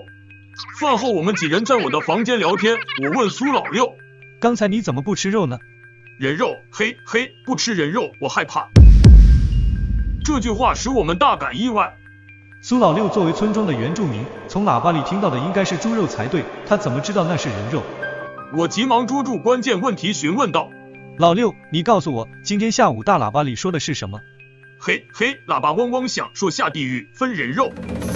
我的脑中瞬间轰鸣一声，村里有人在规则之外。其他几人也想明白了这点，一时间难掩心中的激动。苏老六是规则之外的人。杨伟狂喜出声，我赶紧捂住他的嘴巴。正在这时，门外传来一阵响动，母亲的声音也在此刻传来。这孩子怎么跑了？我赶紧冲到院子询问母亲，刚才有谁来过？母亲说，是一个叫胡建仁的孩子，说是来找你商议事情，可是突然就急急忙忙的跑了。我的眉头瞬间皱起，回到屋内，我和他们说起这件事有古怪。宋人头摸着下巴说，为什么听到苏老六是规则之外的人就跑了？规则说要保护规则之外的人，按理说找到了规则之外的人，他应该高兴才对。除非他本身目的和我们并不相同。此时的我也已经意识到了问题的严重性。如果胡建仁的任务和我们相反，那他只能是变态嘎人狂或者鬼。规则中说，人被变态嘎人狂或者鬼嘎死后会变成鬼，也就表示死去的人会以鬼的身份重新活过来。大家点了点头，表示认同。他又说，下地狱被原住民嘎死，嘎死他的不是鬼和变态嘎人狂，所以他不会复活。但同时也告诉我们要小心原住民，不止原住民，也要小心归乡人员。我的脑海中闪过了胡建仁，也就是说，现在所有人都有可能是鬼或者变态嘎人狂。有麻烦了大伙。第2天中午，我们一行人按照约定来到了广场集合。临行前，我拿上了我一直收藏着的弹簧刀。走在村里的大路上，突然我发现路上所有的人都在看向我们，眼睛一眨不眨的停留在我们几人的身上。这种诡异的氛围让我起了一身鸡皮疙瘩。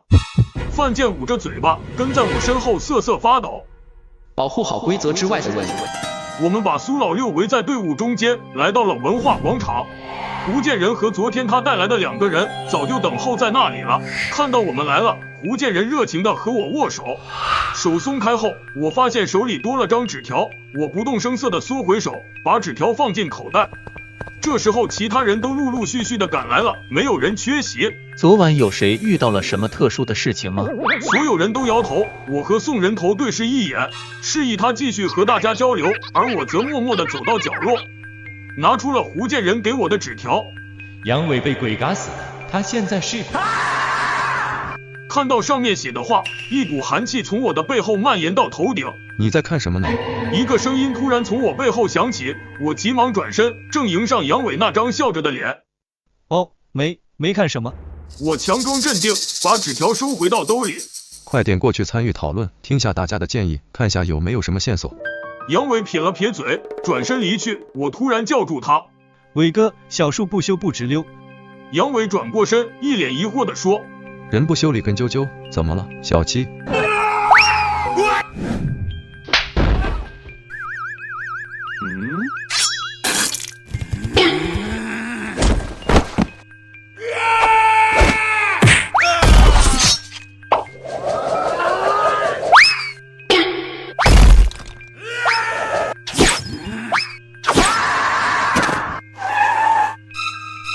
你干什么？小七，你疯了吗？一顿输出之后，看着杨伟我笑了笑。你先过去吧，我就想看看你还记不记得我们小时候的游戏。被鬼嘎死的人会变成鬼，鬼只会说谎话，杨伟没有说谎话，所以他不是鬼。所以胡建仁纸条的内容是假的，胡建仁不可能不知道规则，也不可能不知道我会去试探杨伟。那胡建仁这么做的目的是什么？而他又到底是什么身份？不管他是什么，我觉得都有必要接触一下，看下他葫芦里到底卖什么药。我走到胡建仁面前，把他拉到人群的一边。纸条的消息是从哪里得到的？你的目的是什么？他直视着我的眼睛，笑着说：“我嘎了鬼，所以我知道。”不对，又是这种矛盾，人嘎不了鬼，变态嘎人狂可以嘎鬼。按照规则，我认为变态嘎人狂是最危险的，因为变态嘎人狂的目的很可能是嘎死所有返乡人员，所以变态嘎人狂不会轻易暴露身份。胡建仁了解规则，但是却说出这种一眼就能看穿的谎话，那他的身份呼之欲出，胡建仁是鬼。他正在用这种说谎话的方式让我猜到他的身份，他的目的是向我传递信息。我不动声色地点了点头，他四处望了望，然后叹了一口气。现在不方便说话，明天晚上我们不要在文化广场见面，到时我会告诉你我所知道的一些事情。胡建仁说这句话是谎话，所以他约我明晚在文化广场见面。到了第二天晚上，我告诉其他几个发小，我出来办点事，除了宋人头有些诧异，别人都没说什么。因为纸条的事情，我特意留心了一下杨伟，发现他没有什么异常。天刚蒙蒙黑，我就来到了文化广场。我没想到胡建仁早就已经在那等着我了。你想告诉我什么？小七，我告诉你几条新规则。新规则？我的眼底闪过疑惑。鬼可以重新变为人，方法是被变态嘎人狂嘎死，或者嘎掉一个人，从人变成鬼后觉醒更多规则。而规则里面的最后一条，初一那天只能有一辆车离开，必须带着规则之外的人一起走。听到这几条新的规则，我眼中的疑惑更深，我没办法相信一个鬼讲出的话。胡建仁笑得更开心了。小七，你可以完全相信我，因为现在我已经不是鬼了。说罢，他打了个响指。阴影里走出来戴着眼镜的男人和一脸横肉的男人。一脸横肉的男人气势汹汹地说道：“他没有嘎我。”我瞬间反应过来，这句前后不着调的话是谎话。如果胡建仁说的规则是真的，那他应该是嘎掉了这个横肉男，重新变回了人。每个人变成鬼都会知道一条新的规则，这里有3条规则是我们3个人的。我看向眼镜男，原来他也是一个鬼。你为什么要告诉我这些？如果真按你说的，初一那天只能离开一辆车，那我们应该是竞争关系才对。我质疑他说，他摇了摇头，神情有些落寞。3人转身离去。你们要去哪里？去找嘎死我们的变态嘎人狂报仇。你们知道他是谁吗？答案在你的纸条里。看着3人离去的背影，我拿出纸条。杨伟被鬼嘎死了。杨伟被鬼嘎死了。我看了很久，却百思不得其解。对了，如果杨伟被鬼嘎死了，这是一句假话，那真话可能就是鬼被杨伟嘎死了。不对，人嘎不了鬼，所以杨伟可能是变态嘎人狂。我被这个猜想吓到了，怎么也不敢相信。这所有的一切也都是胡建仁一人之言，不能完全相信。尤其对真假话的解读，其实还有另外一个可能性。杨伟没有被鬼嘎死，这句话也是成立的，并且和杨伟被鬼嘎死了这句话是矛盾关系，更趋近于正解。就在这时，范建突然出现在广场的尽头，他气喘吁吁，看到我后边哭，边向我跑来。小七，快回去，苏老六快被勒死了。是谁干的？是不是杨伟干的？他使劲摇头，哭得上气不接下气，好半天他才从嘴里哆哆嗦嗦挤出几个字。是送人头，在你离开后，送人头就变得很奇怪。他先是找借口把我和杨伟支了出去，说要单独询问一下苏老六。但是我们出去后不久，就听到了屋内桌椅翻倒的声音。我们冲进屋后，发现送人头正在勒苏老六的脖子。杨伟冲上前和送人头扭打在一起，而我则趁机拉着差点被勒死的苏老六逃了出来。那苏老六呢？他这才想起来苏老六是个傻子，急忙回头寻找，可身后哪里还有苏老六的影子。经历了这么多事，跑出来以后慌不择路，无暇顾及苏老六。老六他一直跟在我身后，怎么忽然不见了？这也符合范建的性格，如果他表现得很镇定，思考得很周全，那更值得被怀疑。没关系，我们一会再去找苏老六。就在这时，一个声音突然从远处传来：小七，快跑啊！我抬头一看，发现是宋人头。此刻的他浑身是血，手上握着一把2米长的关公大刀。范建吓得尖叫，我下意识拉着范建就跑，宋人头在身后紧追不舍。广场很小，就在我和范建要跑出去的时候，前面突然出现了一个老人。小七啊，去我家吃饭吧。是陈二狗。此刻的陈二狗不再是那副和蔼的模样，而是一脸阴沉恐怖的表情。我和范建从他的身边跑过，他的脑袋突然180度旋转，然后怪叫着追向我们。陈二狗也变成鬼了，只见他倒退着跑得飞快，单薄的后背上方是一张扭曲的脸，嘴巴里不停地说着：小七，去我家吃饭吧。我拉着范建没命地跑着，路过一户人家大门半掩，我想都没想，急忙推开门跑进去，直到现在已经快要虚脱的我才有机会喘口气。就在这时，范建突然面露惊恐，他指着大门哆嗦着说道：门是红色的，村里没有红色大门。我瞬间从地上爬了起来，拉着范建就往外冲。刚才有一瞬间，我已经感受到了来自死亡的威胁。我不知道红色大门里有什么，我只能不顾一切地跑出去。直觉告诉我，红色大门里的东西比鬼更可怕。出门的时候，我被门槛绊了一下，狼狈地趴在了地上。我的眼前是一对脚后跟，我抬头去看，却看到了陈二狗的脸。小七，去我家吃饭吧。我挣扎着站起来，掏出弹簧刀，一下扎进陈二狗的后心。陈二狗仰头倒地，脸上带着解脱的笑意。小七，你没事吧？宋人头也在此时跑了过来，我挥着刀指向他，眼中都是血丝。我怒吼道：你给我滚远点！宋人头指着我的脸，大声问道：你怎么了？你看看我，我是宋人头啊！宋人头到底是什么？现在我的脑子里很乱。我的脚边就躺着陈二狗的尸体。就在此时，我的腰间突然一痛，我低头去看，发现我的腰上扎了一把刀。我竭力抬头去看，拿着刀的人居然是范建。我扑倒在地，不省人事。等我再次醒来的时候，我发现我正躺在自家卧室的床上，身边是杨伟，正在一脸担忧地看着我。我想挣扎着坐起来，却发现腰间疼痛难忍。别逞强了，再差1寸你就剩一个腰子了，快躺回去。到底发生了什么事？你已经昏睡了一整天，今天是除夕，你被抓的那天是前天晚上。宋人头和范建都失踪了，不知道谁把你放在了家门口，再晚一会发现你就流血流死了。前天我出去以后，房间里到底出了什么事？那天晚上我出去以后，宋人头把他们都撵了出去，然后用绳子差点把苏老六勒死。等他们发现以后，范建突然像疯了一样，用剪刀把宋人头捅伤，然后拉着苏老六就跑。宋人头也拾起家伙冲了出去，之后杨伟追了出去，在一捆柴堆里找到了瑟瑟发抖的苏老六。这些话和范建对我讲的有些出入，但更符合我看到的场景。目前宋人头和范建都失踪了，福建人3人又都变成了鬼，敌我不明，好像所有的事情都朝着不利的方向发展了。苏老六此时推门走进来，我看到他脖子上有青色的微痕。你看我干嘛呀？没事，我是在想明天怎么去拜年呢？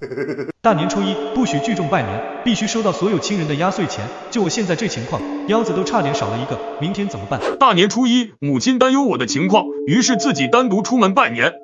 到了9点左右，已经挨家挨户拜完年的杨伟进了我家，我强忍着剧痛下了地，由他搀扶着我出去拜年。一上午，我逛完了所有亲戚的家，使出浑身解数，要到了压岁钱。我紧握着压岁钱，好像捉到了救命稻草。靠北，范建这一刀扎的可真不轻啊，老命差点没了。我全身的重量压在了杨伟身上，他不停地抱怨着。我嗯了一声，没有过多回答。他又说道：“该回家了吧，我快累死了。去村长家坐坐，我想看看能不能从他那里获取点什么有用的线索。”村长家里很热闹，很多乡亲来拜年。新年快乐，红包拿来。我们刚踏进门口，一个小孩子就拱着手跑到我面前。我下意识去掏钱包，却看见孩子脸上露出一个和陈二狗一样的诡异笑容。谨慎一切向你要压岁钱的人，包括孩子。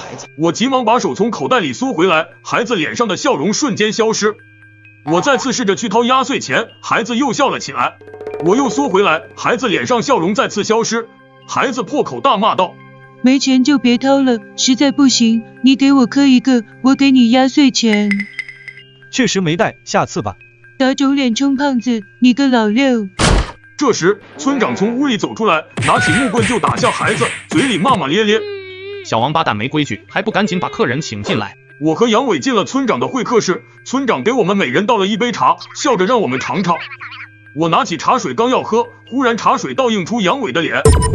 我费力地伸出手，搂住杨伟的肩膀，轻声说道：“过年好，杨伟。”杨伟瞬间张大嘴巴，呆在原地动弹不得。还愣着干嘛？快告诉我！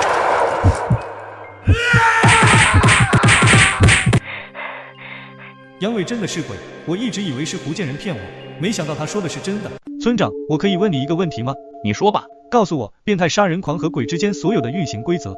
村子里有3个变态嘎人狂，9个原始鬼。变态嘎人狂的任务是嘎掉所有反村人和规则之外的人。鬼的任务是让更多人或变态嘎人狂变成鬼。原始鬼嘎掉的人变成了鬼，被称为假鬼，目前数量不明。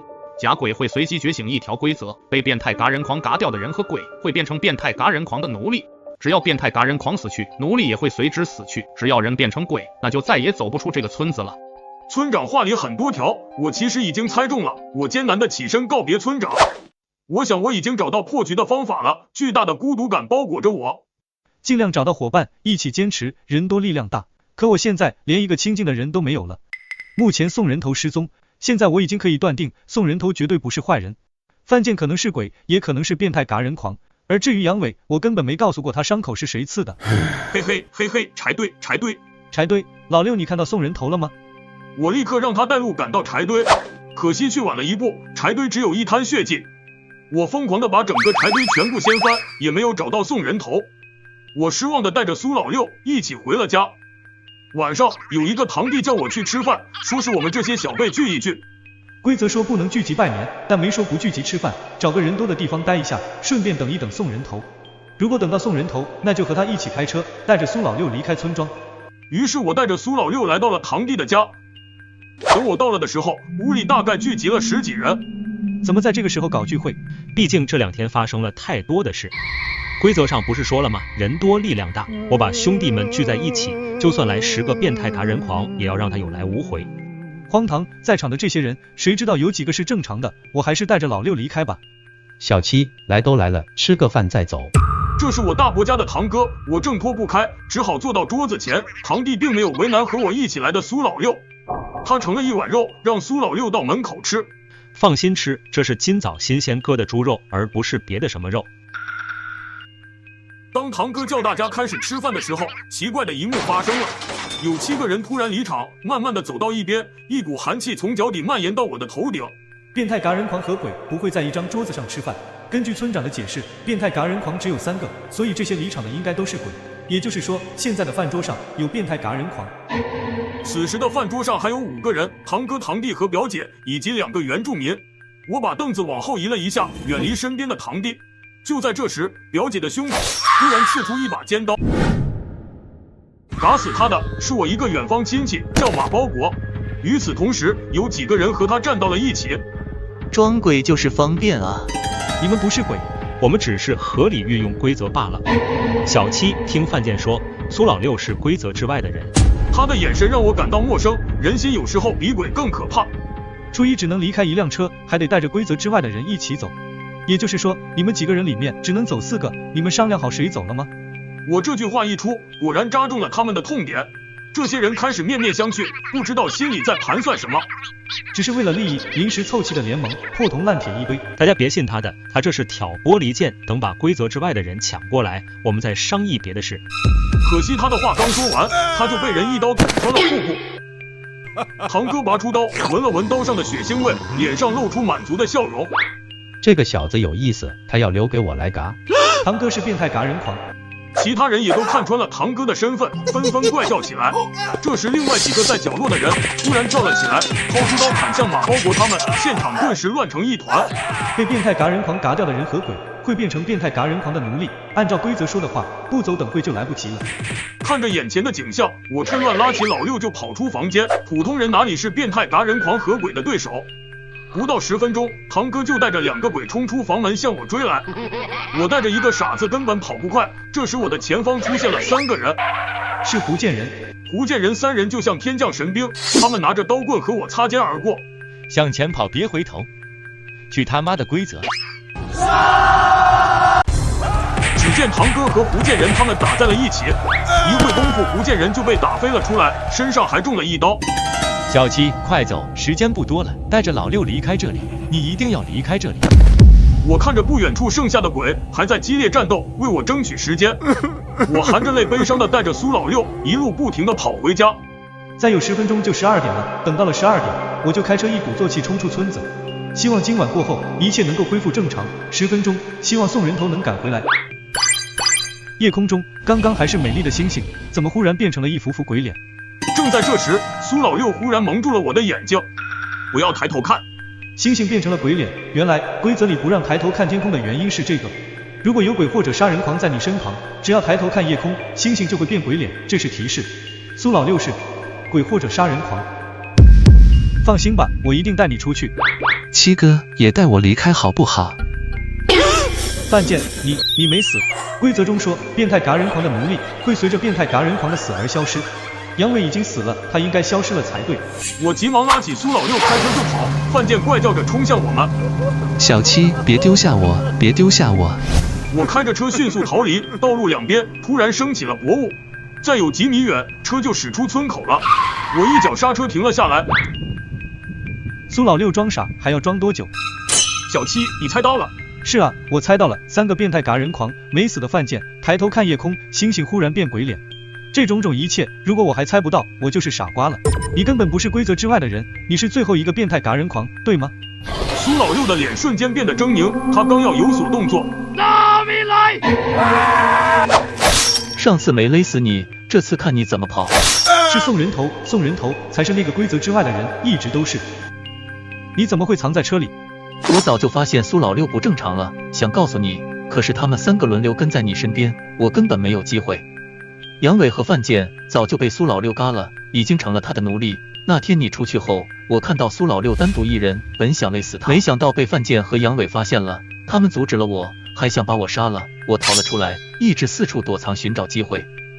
我看到你和苏老六跑回来，我知道最快逃离这里的办法就是开车，于是就提前藏在了车尾箱。我们开着车离开村庄，汽车沿着大路行驶了一会，薄雾散去，忽然一阵刺眼的光闪过，黑夜变成了白天，一切恢复了正常。这个故事结束了，希望喜欢小七视频的朋友给个免费的点赞，下个故事在寻找文案中。大家有什么好的故事文案，或者想看什么，可以在评论区打出来，我们下个故事见。你这个小狗子，现在学会偷钱了是吧？看来我已经很久没有揍你了，你不记得疼痛的滋味了吧？父亲来到了我的面前，嘴角夸张的裂开，手里还拿着一把2米半长的砍刀。一瞬间，我全身宛如陷入了冰冷的地狱。就在这个时候，我听到了哥哥的声音从我的房间里传了出来：小七，快点到这里来！我连忙逃到了自己的卧室，关上门后，我立刻锁好了房门。房间里的陈设和我的房间一模一样。门开了，父母站在门外微笑着看着我，我连忙起身准备离开这里，可还是慢了一步。母亲的手猛地抓住了我的头发，死死地看着我。为什么梳个大分头，不配背带裤？妈妈不是说过这样长不大的？母亲的力气极大，仿佛要将我整个头发都拽下来一般。他们强迫我跪了下来，父亲把砍刀横在我的脖颈上。小七，爸爸说过了，不听话的孩子是要受到惩罚的。哥哥失踪2年半后，我收到了失踪的哥哥发来的短信，短信上只有一句话：不要上家里的那部楼梯。我心里震惊又疑惑，我连忙拨打了哥哥的电话，我想要知道哥哥这2年到底去哪里了。既然哥哥还活着，为什么不回家？可是电话那头却始终无人接听。我的父母晚上很少在家，从小到大，他们几乎都没有管过我和哥哥。小时候，父亲对我和哥哥经常又打又骂。哥哥失踪后，我像是疯了一般去寻找哥哥的下落。父母根本不在乎哥哥，他们甚至懒得去警局报案。正当我准备出门去警察局把这条短信给警察看的时候，我停住了脚步。我家的客厅竟然出现了一部楼梯，这部暗红色的楼梯直直的延伸至黑暗处，我根本看不到上面到底有什么。此时我的手机疯狂震动了起来，全是来自哥哥的短信。不要上那个楼梯，不要上那个楼梯。这部楼梯给我一种毛骨悚然的感觉。但就在这个时候，我看见了个玩偶从楼梯上滚了下来，小熊玩偶径直滚到了我的脚边。这个玩偶我非常的熟悉，是我送给哥哥的生日礼物。哥哥失踪后，这个玩偶也不见了。我颤抖着捡起了这个小熊玩偶，突然我看到玩偶的肚子里面似乎有什么东西，我用手一摸，是一张纸条。弟弟救救我，快点上楼梯，我被困在上面。纸条上的字迹我非常熟悉，是哥哥的字迹。但与此同时，我的手机却疯狂的震动了起来。我收到了数十条来自哥哥的短信。不要上去，不要上那部楼梯。一时之间我愣住了，我到底该相信纸条上的话，还是应该相信这个短信？但有一点可以确认，那就是哥哥极有可能在楼梯之上。我犹豫片刻，还是义无反顾地迈上了台阶。此刻我的心跳爆发到最快，我发现面前是和我家布局一模一样的构造。一瞬间我以为刚刚的那个楼梯不过是我的幻觉。我扭过头，这部暗红色的楼梯已经消失不见了，像是从来没存在过一般。正当我逐渐放松下来的时候，母的房门吱呀一声开了，本该在外加班的母亲从房间内走了出来。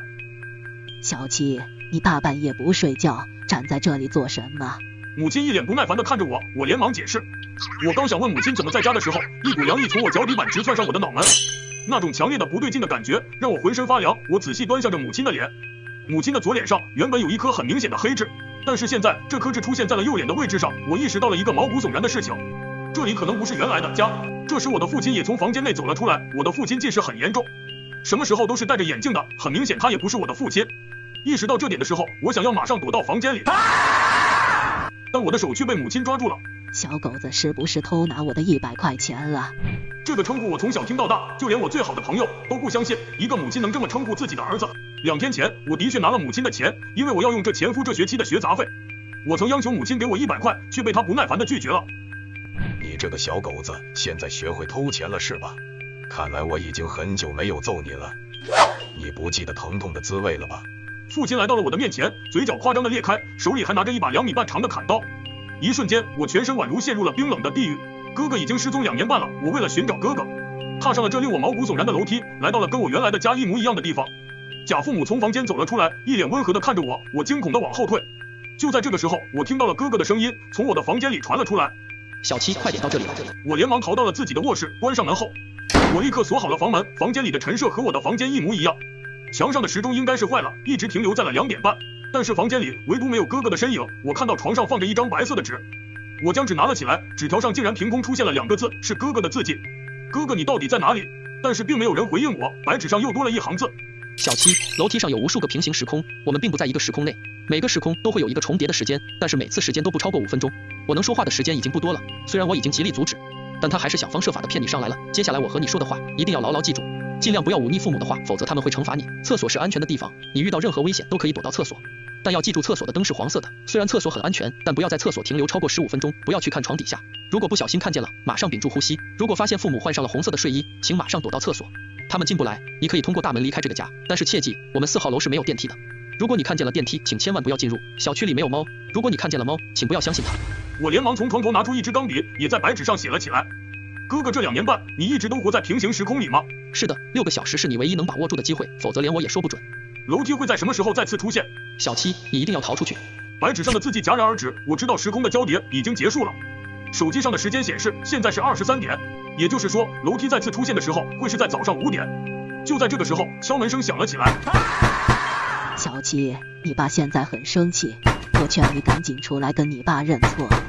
母亲阴沉的声音响了起来，我紧闭着嘴，不敢回应他。小杂种，快点出来！门用力的晃动了起来，伴随着巨大的砸门声，我深呼吸口气，迅速的钻进了被窝里。小七，我最后说一遍，我希望你能主动出来。父亲的声音阴沉到了极点，夹杂着丝毫不掩饰的怨毒和恶意。我死死的捂住嘴巴，不让自己发出一点声。终于外面陷入了一片沉寂，难道他们放弃了？正当我松了一口气的时候，父亲的声音突兀的响起：爸爸都看到你在装睡了。我颤抖着钻出了脑袋，我看到了门缝下有2双眼睛正直勾勾的盯着我。我被门外的假父母吓得躲在被窝里瑟瑟发抖。这时我听到了钥匙插在锁眼里的声音，我的心顿时提到了嗓子眼。门开了，父母站在门外微笑着看着我，我连忙起身准备离开这里，可还是慢了一步，母亲的手猛地抓住了我的头发，死死地看着我。为什么梳个大分头，不配背带裤？妈妈不是说过这样长不大的？母亲的力气极大，仿佛要将我整个头发都拽下来一般。他们强迫我跪了下来，父亲把砍刀横在我的脖颈上。小七，爸爸说过了，不听话的孩子是要受到惩罚的。情急之下，我大声喊道：“哥哥过来了！”我趁着他们分神的时刻，猛地起身逃了出去，然后朝着厕所奔去。厕所的灯是开着的，被一团红色的光晕所笼罩着。我想起了哥哥告诉我的规则，厕所的灯是黄色的。刚迈出去的脚硬生生停在了半空。小七又想像小时候一样躲进厕所吗？他不缓不慢地靠近我，那张脸上挂着让人心生寒意的笑容。他并没有像之前那样朝我冲过来，而像是在期待着什么。如果此刻的厕所真的是安全的，那他一定会千方百计地阻止我进去。反应过来的我迅速地朝着大门口奔去，以最快的速度打开了门，冲了出去。在大门关上的一瞬间，我看到了父亲那怨毒和不甘心的脸。我长长的松了口气，果然他暂时是不能出来的。哥哥在白纸上写着一条守则：如果你离开了家，父母暂时不能跟上来。冷静下来的我才注意到，这楼道有点不对劲。原本这里是隔音极差的，但现在的楼道寂静的令人恐惧。忽然楼道里响起了脚步声，我循着声音的方向看过去，却没半个人影。小七，小七！有人不断的在呼喊我的名字，完全陌生的声音是从我身后传来的。我不管不顾的朝前跑去。什么时候楼道变得这么长了？原本1分钟就能走到的楼梯口，现在我几乎快走了10分钟都走不到。我加快脚步往前走去，就在这个时候，我身旁的门开了，门上挂着1407的门牌号。住在这里的是一位中年男人。曾经父亲对我进行暴力殴打的时候，我逃了出去。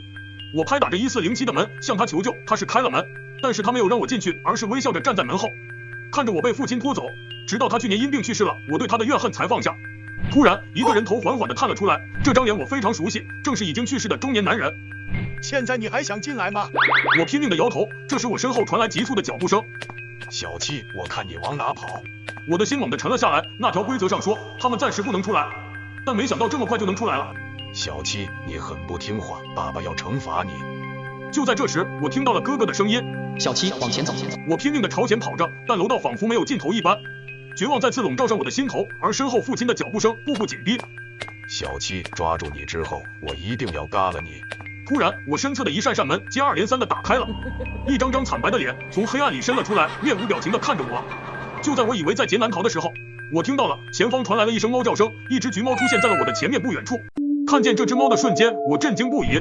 12岁的时候，我和哥哥偷偷把一只受伤的流浪猫带回了家，我给它取名叫小黄，它很亲人，我把它偷偷藏在房间内。因为父母晚上基本不回家，所以我们连续养了几个月都没被发现。但那天我的父亲还是发现了小黄，哪怕我和哥哥拼命阻拦哀求父亲，他还是当着我们的面把小黄暴打了一顿。小黄躺在地上奄奄一息，我流着泪想要把小黄送去医院，但为时已晚，小黄彻底没了气息。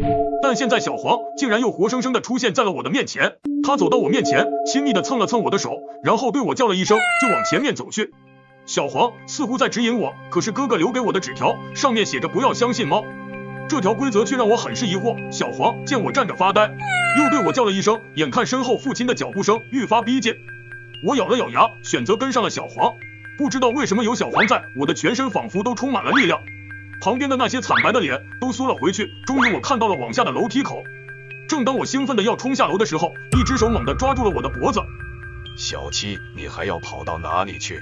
那股绝望寒冷的感觉再次袭来，但下一刻，小黄高高跃起，朝着父亲扑了过去。很快假父亲被打得毫无招架之力，没几下就被打倒在地。趁着这个机会，我以最快的速度抱起小黄往楼下跑去。我来到了5楼，而距离楼梯出现的时间还剩下1个小时，我必须要在这1小时之内赶到1楼。这个时候，我再次听到了杂乱的脚步声，但这一次我抱着小黄，内心早就没有之前的恐惧感。我很顺利的来到了通往下一层的楼梯口，但出现在我眼前的并不是楼梯，而是一部电梯。哥哥的纸条上说了，4号楼没有电梯，千万不要进电梯。突然，电梯门开了，一个穿着白色衣服、戴着蓝色口罩的人站在电梯内。小七，快进来！我后退了2步，摇摇头。突然，小黄挣扎着从我手上跳了下来，一下子跑进了电梯。小黄，快出来！但是小黄这次任凭我如何呼喊，他都不出来。就在这个时候，我的耳边响起了哥哥的声音。哥哥的声音断断续续的，我只听到了零星几个字。小七有些相反。难道哥哥想告诉我，有些规则是相反的？我立刻拿出了白纸，一行字正在缓缓出现。进入电梯有些规则是相反的。小黄不停地叫着，似乎很焦急。小七，电梯门要关了。电梯门开始缓缓合上，就在这个瞬间，我迅速地钻入了电梯。电梯门在我眼前完全合上，不断地往下降。我拿出手机看了下时间，距离楼梯出现还有10分钟。叮的一声，1楼到了。我终于来到了1楼，我抱起了小黄，紧张地等待楼梯的出现。突然，母亲的声音在我身后响起：“小七，你要逃去哪里？”我颤抖着转过头，母亲惨白的脸出现在我身后，猛地抓住了我的肩膀。你是我生的，我有权利处置你的生死。就在这个时候，那诡异的楼梯出现了。回去的时间到了，我用力的挣扎了起来，但母亲的力道极大，怎么也挣脱不开。小七，你走不掉的。就在这时，哥哥从楼梯上走了下来，一个闪身把母亲踢倒在地。小七，我们快上楼梯。就在我们准备踏上楼梯回到现实世界的时候，发现贾父亲和房间里的鬼魂拦住了我们的去路。完了，这一下真的是在劫难逃了。就在这时，忽然一个白衣人一个闪身出现在了我们的身前。小七，你们退后，我来对付他们。天地无敌乾坤圈。没想到这白衣人还是一个神秘高手，这些鬼魂几下就被他打得灰飞烟灭。你为什么会来救我们？我跟你父亲是多年老友，受他所托来救你们的。我的父亲从小对我们就不好，怎么可能会救我们？你们是被这个世界的鬼魂影响了，让你们的记忆发生了很大的变化。因为这样，你们心中就会有很大的怨念，你们心中的怨念越大，他们的力量也就越强。好了，我们先回现实世界吧。我正准备找朋友排位打王者，忽然这时手机响了，我看了看，是父母的短信。他们不是出去玩了吗？家里现在剩下我和爷爷奶奶，这时候发信息给我，是不是有什么事情？奶奶做的饭可以吃，但是奶奶做的饺子千万不能吃。如果有亲戚过来拜访，立马拒绝开门，不要让他们进来。爷爷有老年痴呆，他已经记不起任何人，如果他清晰地喊出你的名字，请马上远离。春晚晚上8点开始，在8点之前看见春晚，请立刻关闭电视。保护好妈妈给你买的玩偶，记得喂食家里的大黄，请将每天吃剩下的饭菜给他点。妈妈和爸爸会在第3天早上回来，提前回来的不是爸爸妈妈，不要进爸爸妈妈的房间，哪怕听到任何声音都不要进去。晚上睡前，请给家里供的神像上香，千万不能忘记。我看着这些信息，心中很是疑惑，顿时感到莫名的心慌。这时我听见厨房里传来剁东西的声音，来到厨房，发现奶奶正在剁着肉馅。小七，奶奶包了饺子，晚上咱们吃饺子。我看见砧板上是一堆黏糊糊的红白混合的肉，空气中弥漫着一股难闻的腥臭味。我忽然胃里一阵恶心。奶奶做的饭可以吃，但是奶奶做的饺子千万不能吃。虽然我觉得这些规则有些奇怪，但是我还是选择相信爸妈。奶奶，年年都吃饺子，我都吃腻了，今天我们吃点别的吧。也是，那这馅料我一会去拿给你爷爷吃，去叫你爷爷出来吃饭吧，不要让他睡太久了。我来到了爷爷的房间，爷爷坐在轮椅上，合着眼睛正在睡觉。爷爷吃饭了。小七，现在是几点钟了？我好像睡了好久了呀。我刚要回话，忽然觉得一股寒意突然涌上心头。爷爷有老年痴呆，他已经记不起任何人。如果他清晰地喊出你的名字，请马上远离。你奶奶在做饭呢吧？我闻到了一股好香的味道。他缓慢地从轮椅上站了起来，但爷爷前年就中风了，他根本不可能站起来。好香的味道啊，我好饿。爷爷嘴角流着哈喇子，死死看着我，被吓得连忙跑出了房间。小七，你慌慌张张的干嘛呀？我颤抖着指了指身后。你爷爷怎么还在睡觉？你没叫醒他吗？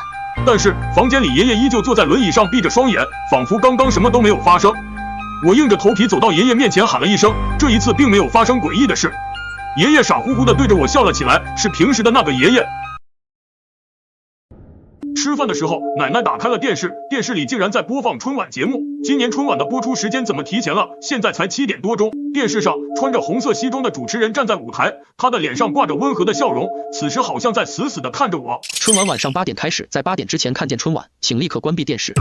我被惊出了一身冷汗，这才反应过来，拿起遥控器就关掉了电视。怎么突然关了？这歌唱的还挺好听的呀。奶奶，你刚刚有看见吗？看见什么？刚刚不是那个歌手在唱《难忘今宵》吗？原来刚刚那个诡异的画面只有我一个人看到。这时我的手机突然响了，是楼上的邻居红毛打过来的。小七，今晚的春晚你看了吗？怎么提前播出了？真是奇怪了。关掉，马上关掉电视。你在胡说什么呀？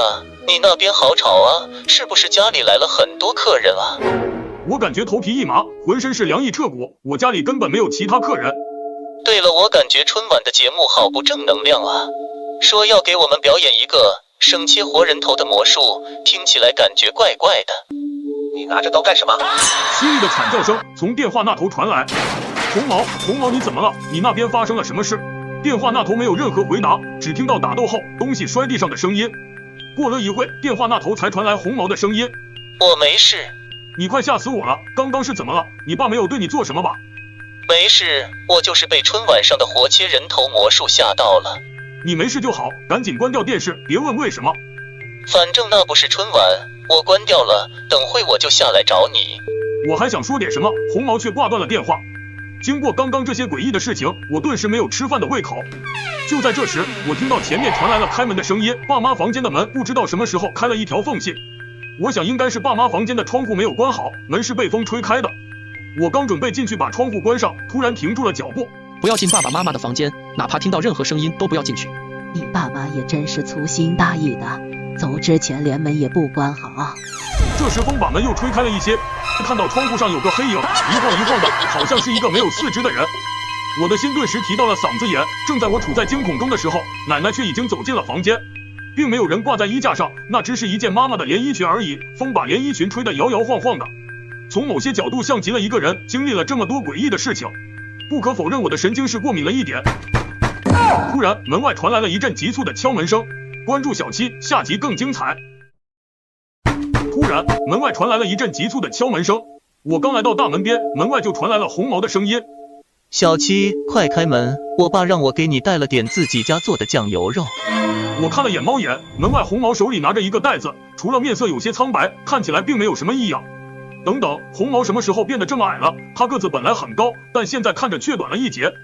一个极为恐怖的念头突然在我心底升起，红毛的腿会不会被打没了？我冷不丁的打一个寒颤。快开门啊，我知道你就在门后。他的脑袋歪在一侧，像是故意歪着脑袋说话一样。这时奶奶走了过来。怎么不把门打开呢？这大冷天的，红毛站在外头多冷啊！奶奶打开了门，一股阴冷的风吹了进来。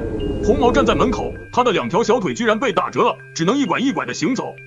我之前那个恐怖的想法是真的，而我到现在也终于明白，为什么红毛的脑袋一直是歪着的，他的头和脖子仅只有一层薄薄的皮，仿佛随时都有可能掉下来。你们帮我看看，我的脑袋怎么老感觉轻飘飘的，而且怎么也浮不直。我奶奶直愣愣的站在那，表情像是被吓得呆住了。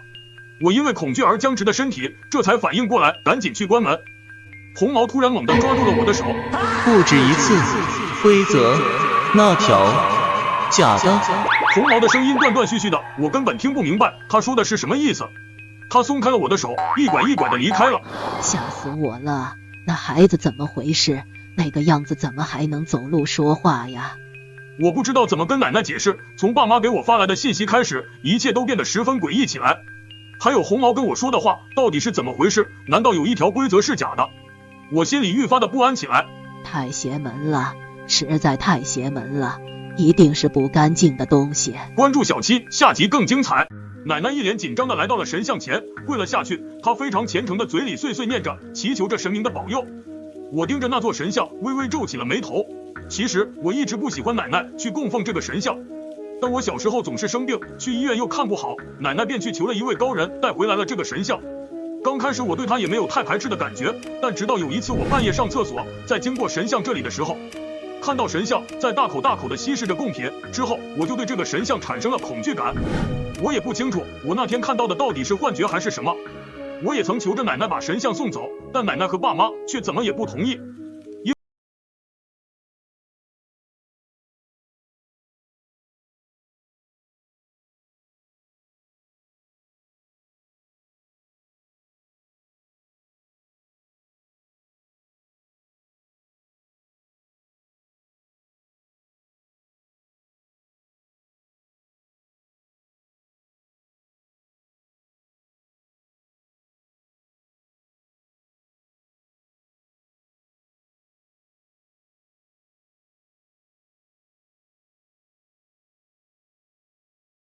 9点之前必须熄灯，睡觉前请确保卧室的门是关上的。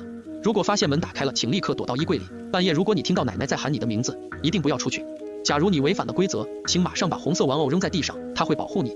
中午12点，你可以和奶奶到阳台上午睡，这时候奶奶说的所有事情，你可以无条件相信。看到爸妈发来的这些规则，我都要崩溃了。之前发来的规则，我好不容易才记下来，现在又发了一大堆。不过好在我没有打开冰箱。这时我想起了红毛的话，万一这条规则是假的呢？不，红毛说的也可能是假的，毕竟他那个样子也太吓人了。我最终还是没有打开冰箱，我忍不住给爸妈打去了电话。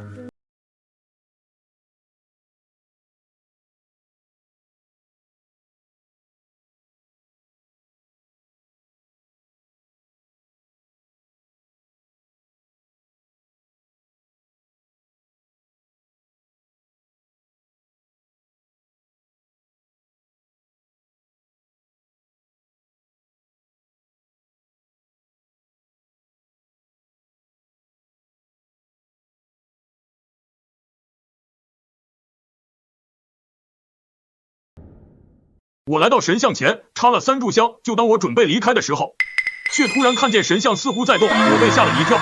我揉了揉眼睛，可当我再次望去的时候，神像依旧是原来的神像，难道刚才是幻觉吗？就在我惊奇不定地打量着神像的时候，爷爷看着电视，嘴里发出咯咯咯的笑声。电视里的红衣主持人又是一副温和的笑脸，死死地盯着我，不时地发出咯咯咯的声音。我急忙拿起遥控器，把电视关了。我还没来得及松口气，就听到爷爷发出声奇怪的嘟囔声。好沉啊，我的肩膀好沉啊！我抬头看了一眼漆黑的电视屏幕，浑身血液瞬间冻结了。爷爷的肩膀上趴着一个披头散发的黑影女人，可现实中爷爷的肩膀上却什么也没有。我再次看向了电视屏幕，那个女人消失不见了，好像刚刚看到的只不过是一个可怕的幻觉。爷爷肩膀还沉吗？不沉了，不沉了。我松了一口气，握住了爷爷的手。爷爷一切都会好的，会没事的。爷爷的嘴唇颤抖了2下，一瞬间我感觉他原本浑浊的眼神似乎恢复了清明，他的眼睛突然涌出了泪水。我们没有听那个高人的话，犯了禁忌，是我们该改啊，我们做错了，全错了呀。我呆呆地看着爷爷，完全听不懂他说的是什么意思。他像是没有恢复清醒，又像是突然清醒了一样，下一秒他的脸色顿时一变，呆呆地看着我。准确来说，他是看着我身后的电视屏幕。奶奶不知什么时候来到了房间里，手里拿着茶杯，面无表情地看着我。爷爷刚刚跟你在说什么呢？你爷爷痴呆之后就喜欢说些胡话。小七来把牛奶喝了。你可以喝奶奶给的任何东西，除了牛奶。我想到了规则说的不能喝牛奶，于是说，奶奶，我今天不想喝牛奶。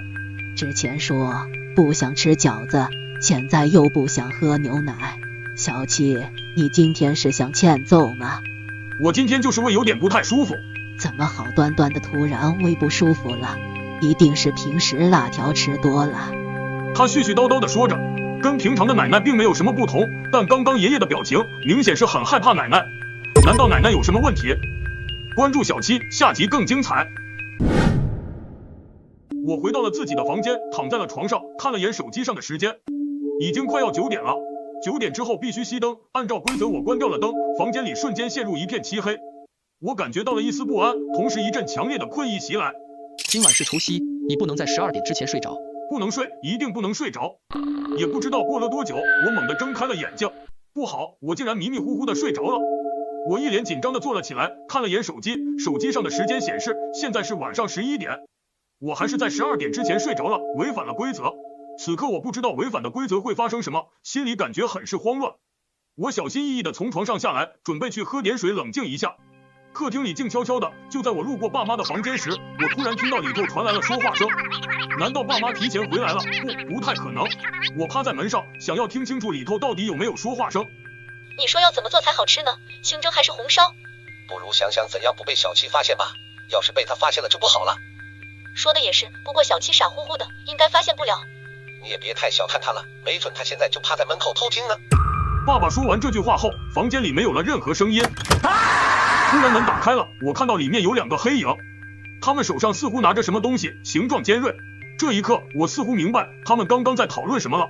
他们是在讨论如何把我做成菜吃掉。我被吓得连忙朝自己的房间冲去，但那2个影子紧紧地跟随在我后头。这时大黄飞奔来，趁着这个机会，我跑回到了房间里。门外传来了啃咬的声音，伴随着大黄痛苦的呜咽声，心爱的大黄救了我。刚刚如果没有他，那么现在被啃食的一定是我。令人头皮发麻的啃咬声持续了10几分钟后，外面又恢复了可怕的寂静。那2个假扮爸妈的黑影好像走了。爸爸妈妈，求求你们快点回来吧，我好害怕，我真的好害怕。不要出声，有人进了宿舍。看到红毛在宿舍群里发这条消息时，我正在宿舍厕所里边蹲坑边刷抖音。那个人浑身是血。红毛的消息一条一条的弹出来，我能感受到他的急切。丢家咩瞬间把我刚拉一半的东西又缩了回去。你们赶紧找个角落躲一下，我先躲到隔壁宿舍报警。我屏住呼吸，我知道他不是在恶作剧，我已经听到了外面哒哒哒的脚步声，似乎是越来越清晰。厕所门上没窗，我看不到外面的情况，也不敢动弹弄出声响，只能僵硬地蹲在那里，死死地看着手机屏幕上红毛的消息。此刻看视频点赞关注的人成了救命稻草，给了我莫大的安慰。在洗手间那狭小的环境里，我几乎能听见自己的心跳。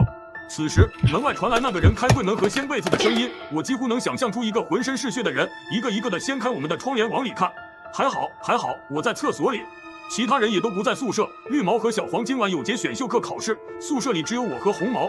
刚刚我在蹲坑，红毛在走廊外接水，外面响起了砰的关门声，随即脚步声远去。那个人没到阳台来看，我长长的呼出了一口气。我站起来提上裤子，在宿舍群里回了一句好像走了。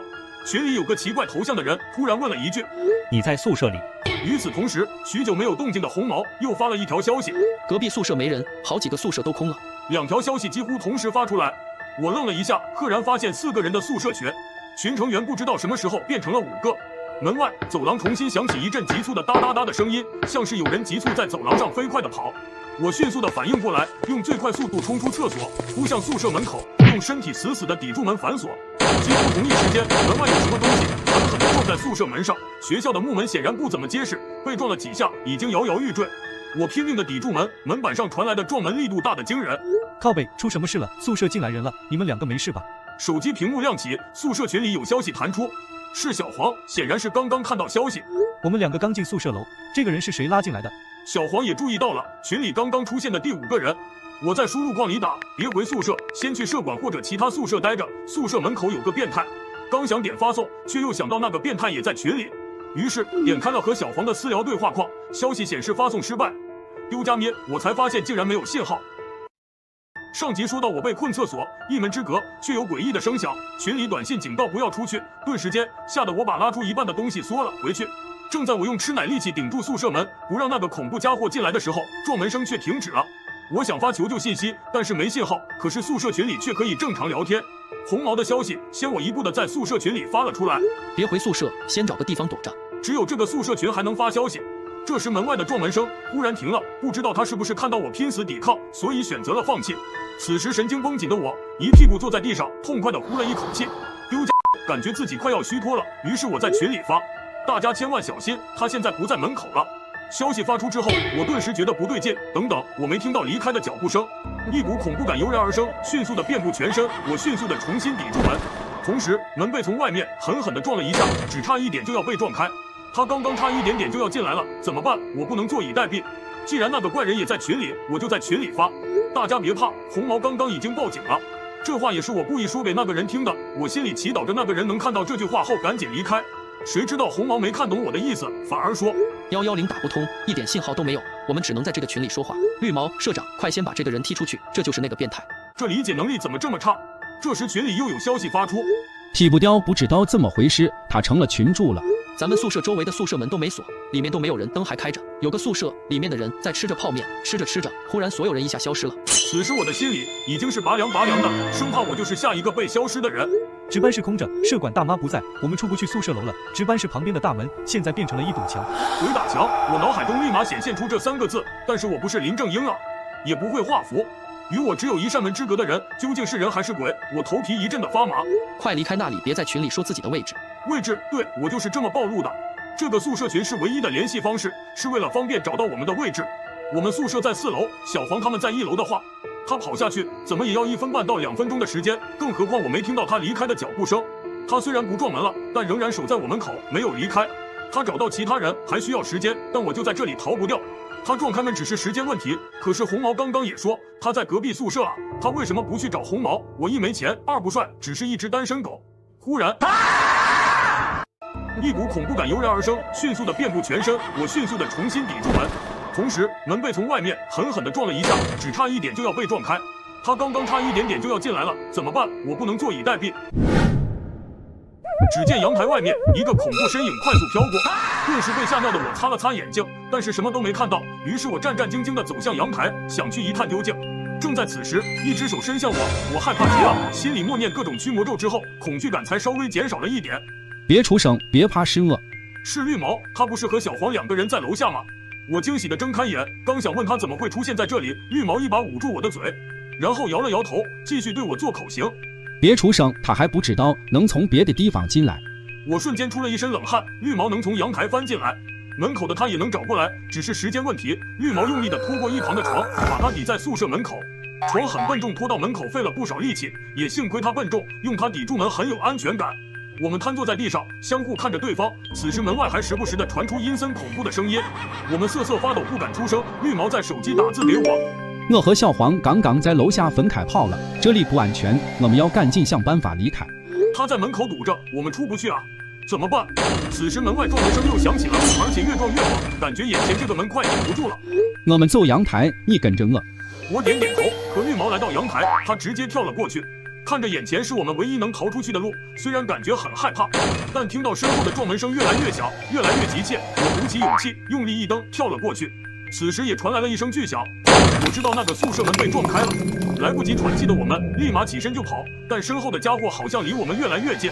此时绿毛对我说：“这样不行，我们必须分开跑，不然一个都跑不掉。”我看着他，用力的点点头。于是我们分别往2个不同的方向跑。我来到另一个宿舍，把门一关，坐在地上大口的喘着气。此时手机忽然响了，游戏主题捉迷藏，玩家全部与怪物保持一段距离，成功的完成第1个任务，获得怪物线索，一定有人会活着离开这里。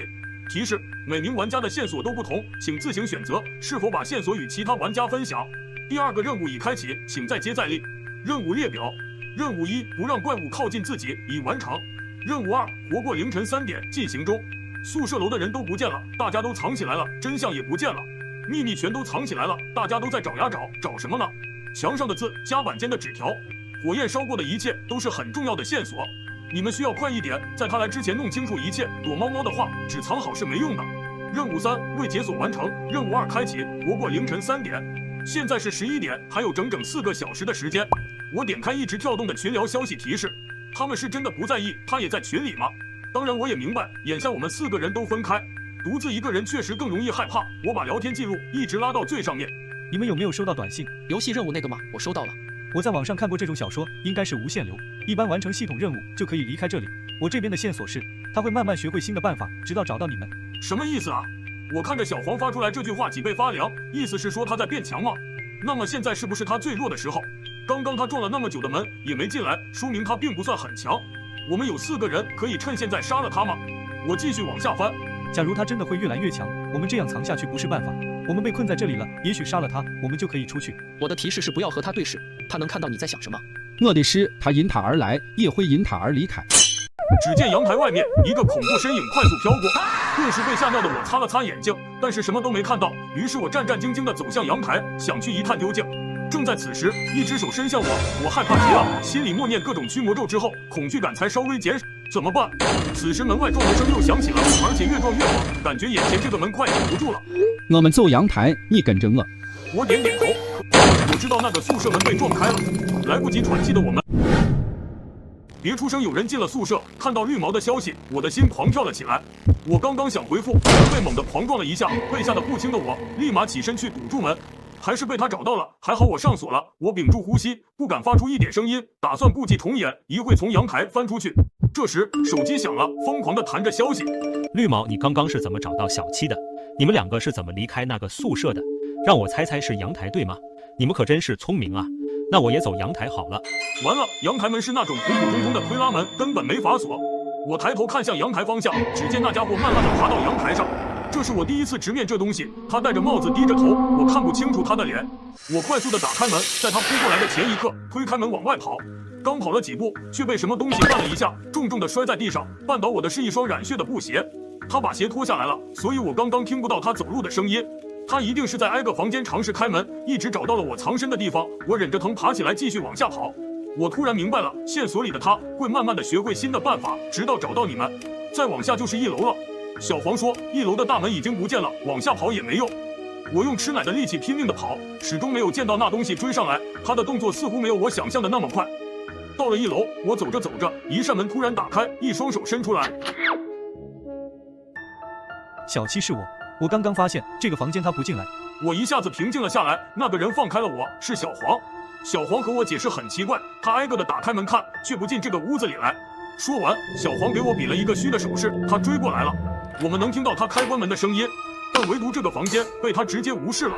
我心里泛起一个毛骨悚然的猜测，这个屋子里不会有什么更可怕的怪物吧？他会不会在害怕什么？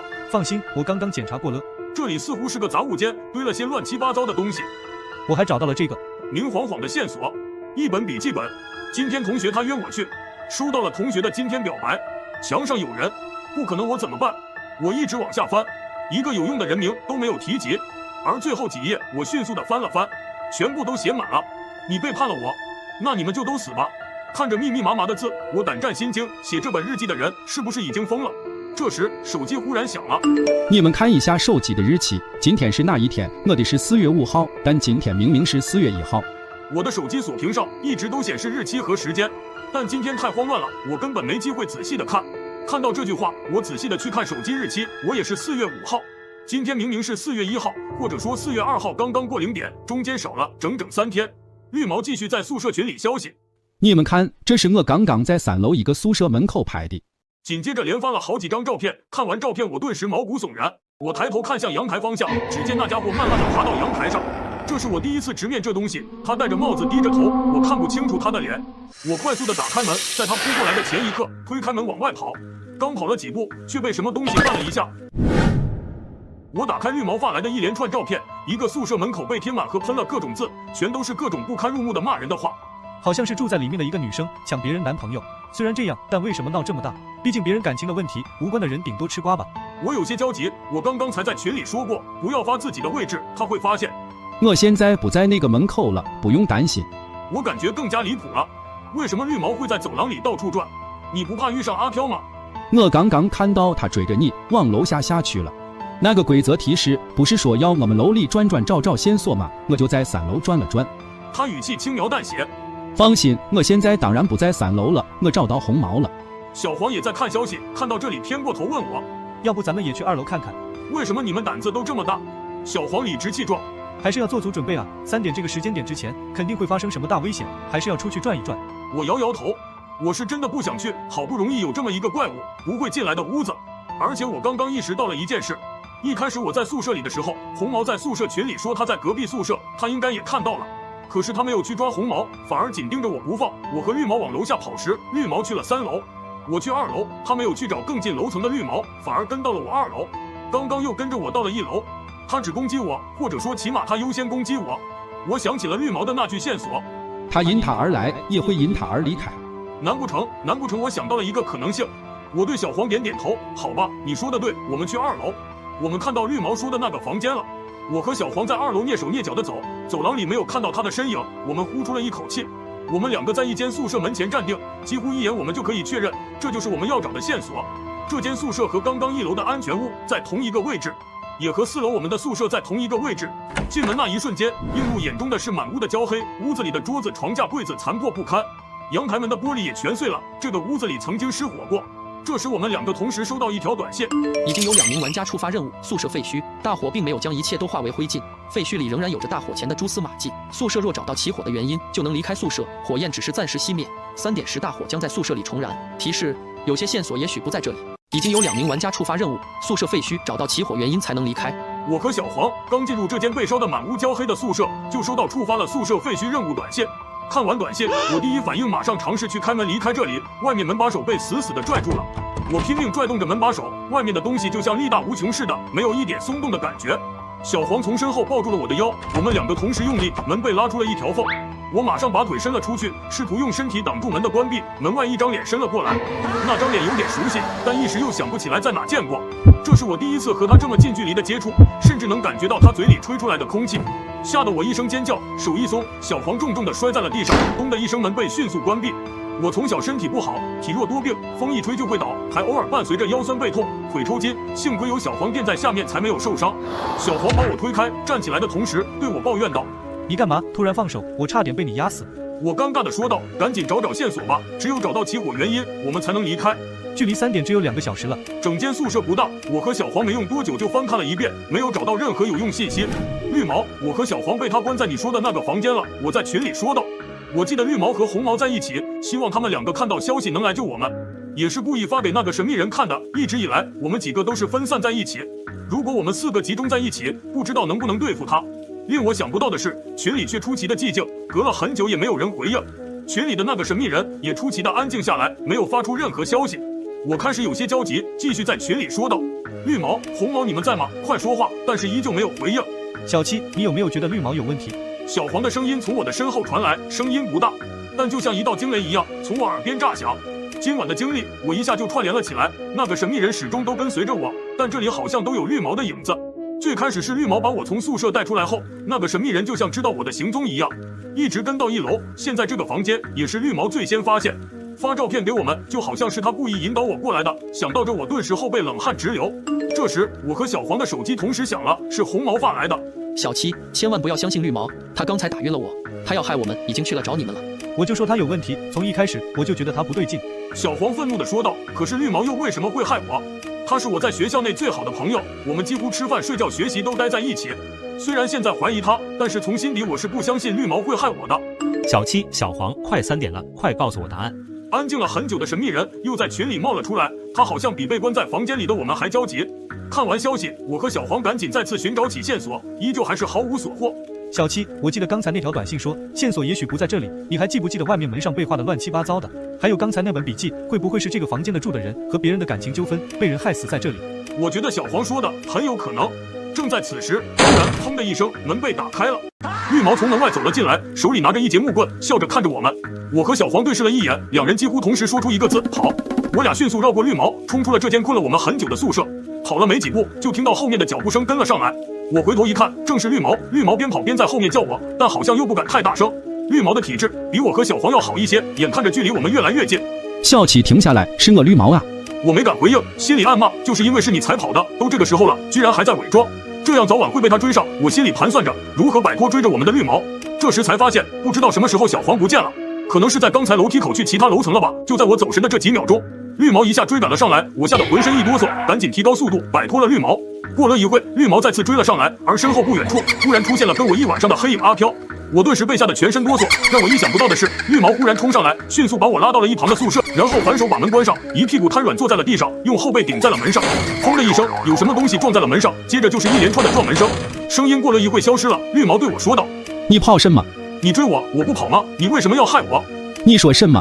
绿毛一脸懵逼地看着我，看着绿毛的表情，我若有所思。难道我们都误会绿毛了？不对不对，不可能有那么多巧合，所有的证据都指向他，并且红毛被他打晕，可他现在伪装的意义又是什么呢？绿毛，追着我们的阿飘是不是你女朋友？听到我的话，绿毛表情复杂了起来，沉默了好一会，叹息道：“原来你们都知道，那间烧毁的宿舍确实就是他之前住的宿舍，但他的死和我没有关系，那只是意外。意外，真的是意外，就不会有今天晚上的事了。可是他为什么会一直追着我不放呢？这和我有什么关系？那群里的消息，你为什么不回复我？我把手机给扔了，我发现无论我们去了哪里，他都知道我们的位置。如果不是通过我们的手机定位，那就是真的有鬼了。你是说那不是鬼，那是人假扮的？我们的手机内都被植入了木马病毒，控制了我们的手机，把我们的日期改成清明节这天，自己又扮成鬼。是红毛，我脑海里第一就冒出他。今天晚上我和绿毛、小黄都在一起过，只有红毛自始至终没有出现过。而那个女阿飘一直在追逐着我，但始终都是保持一定距离，并没有真正的攻击过我们任何一个人。想来是害怕穿帮，怪不得他说绿毛打晕了他，原来是为了栽赃嫁祸。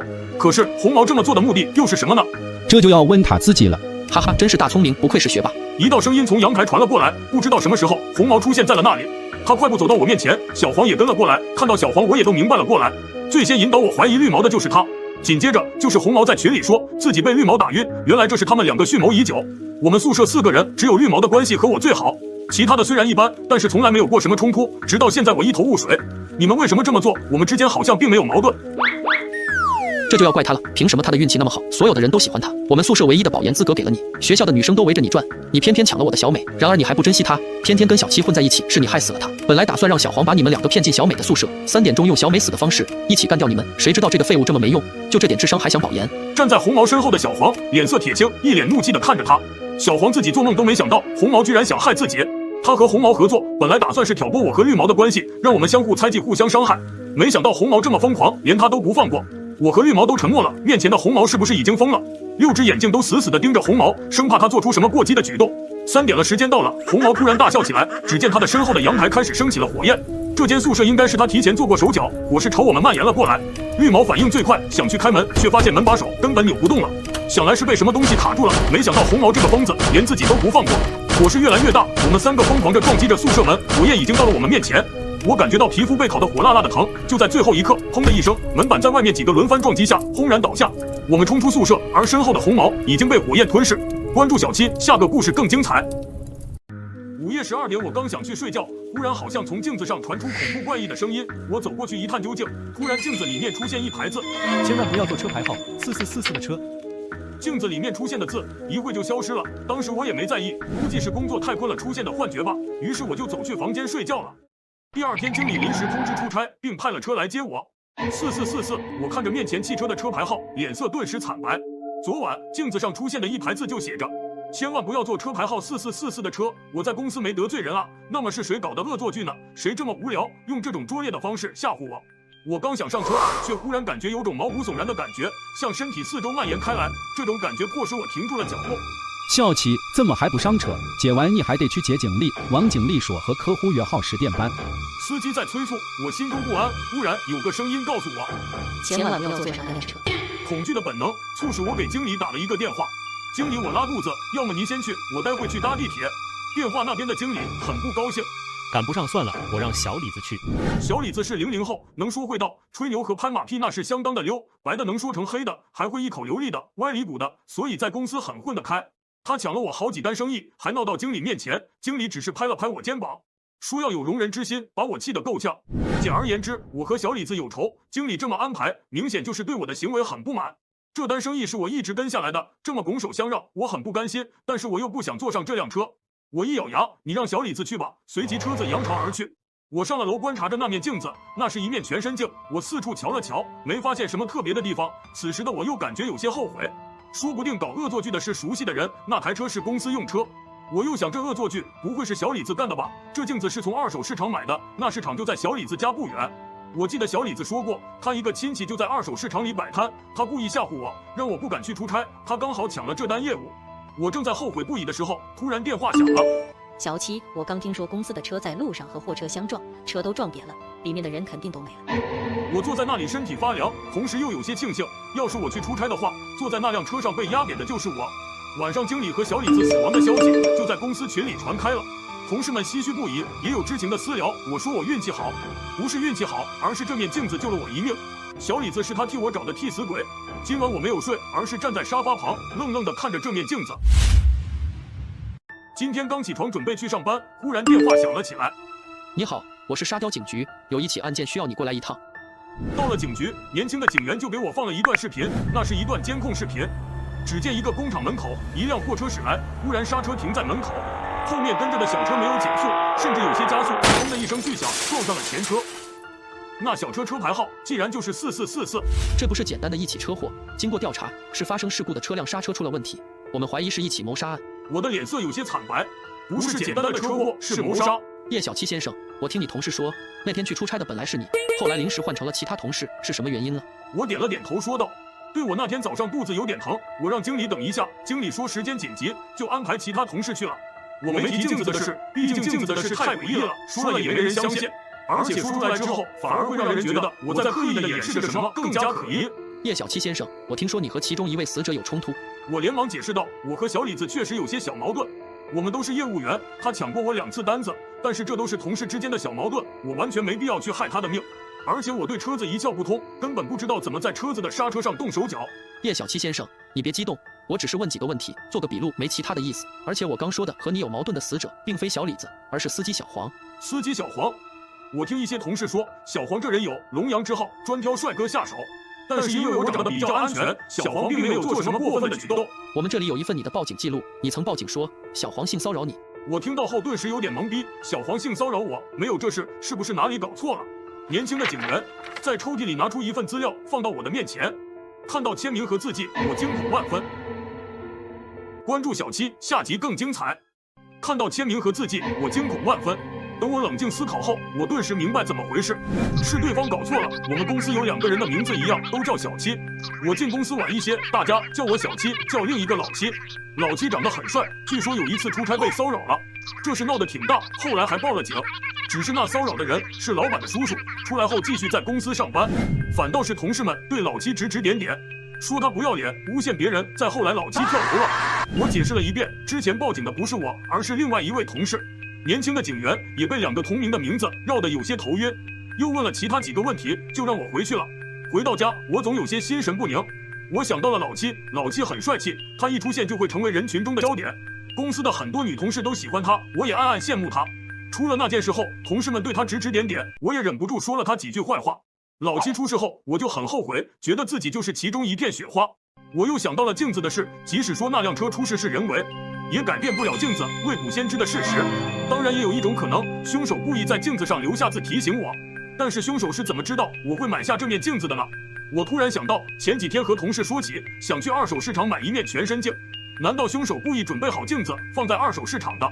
难道凶手是我认识的人？一想到认识的人里可能有杀人犯，我就觉得有些头皮发麻。算了，还是等警局那边的调查结果吧。困意袭来，我便睡了过去。半夜醒来的时候，我透过光线看到墙上的时钟，显示时间刚好是午夜12点。由于这几天养成的习惯，我第一反应去看镜子。这一看，瞳孔猛地瑟缩了一下，只见镜子上赫然是几个血红的大字：远离穿黑衣服的人。我站在那里，看着那冰冷刺眼的红字，感觉到一股冷意从背后冒出来。关注小七，下集更精彩。前几天镜子上一直没出现字，再加上车祸是人为的缘故，我觉得那血渍可能是凶手留下的。但是现在这血渍又出现了，我先去检查了房门，大门锁上，并未有被撬开的痕迹。我又把房间每个角落检查了一遍，确保没藏人。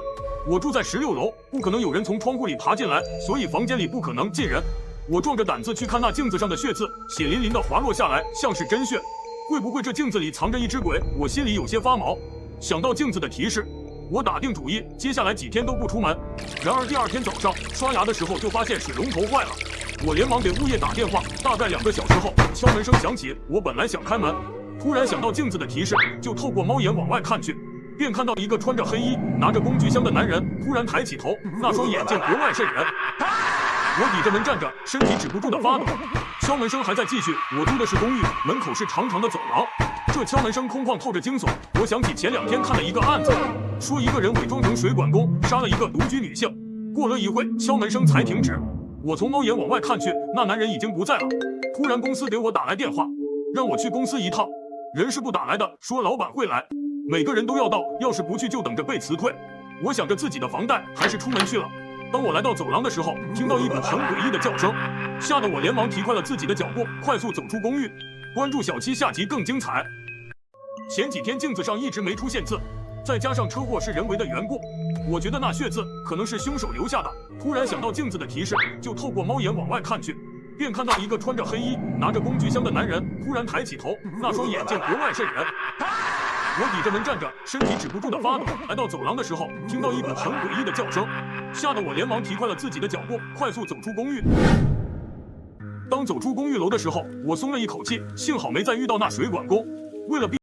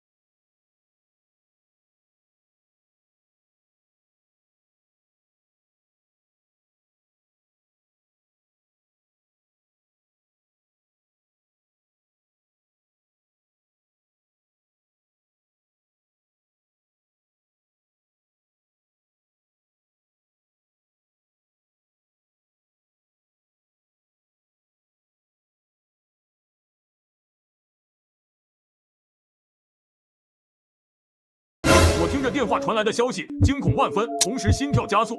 我又看向静静伫立在客厅角落、闪着悠悠光亮的镜子。关注小七，下集更精彩。公司接二连三。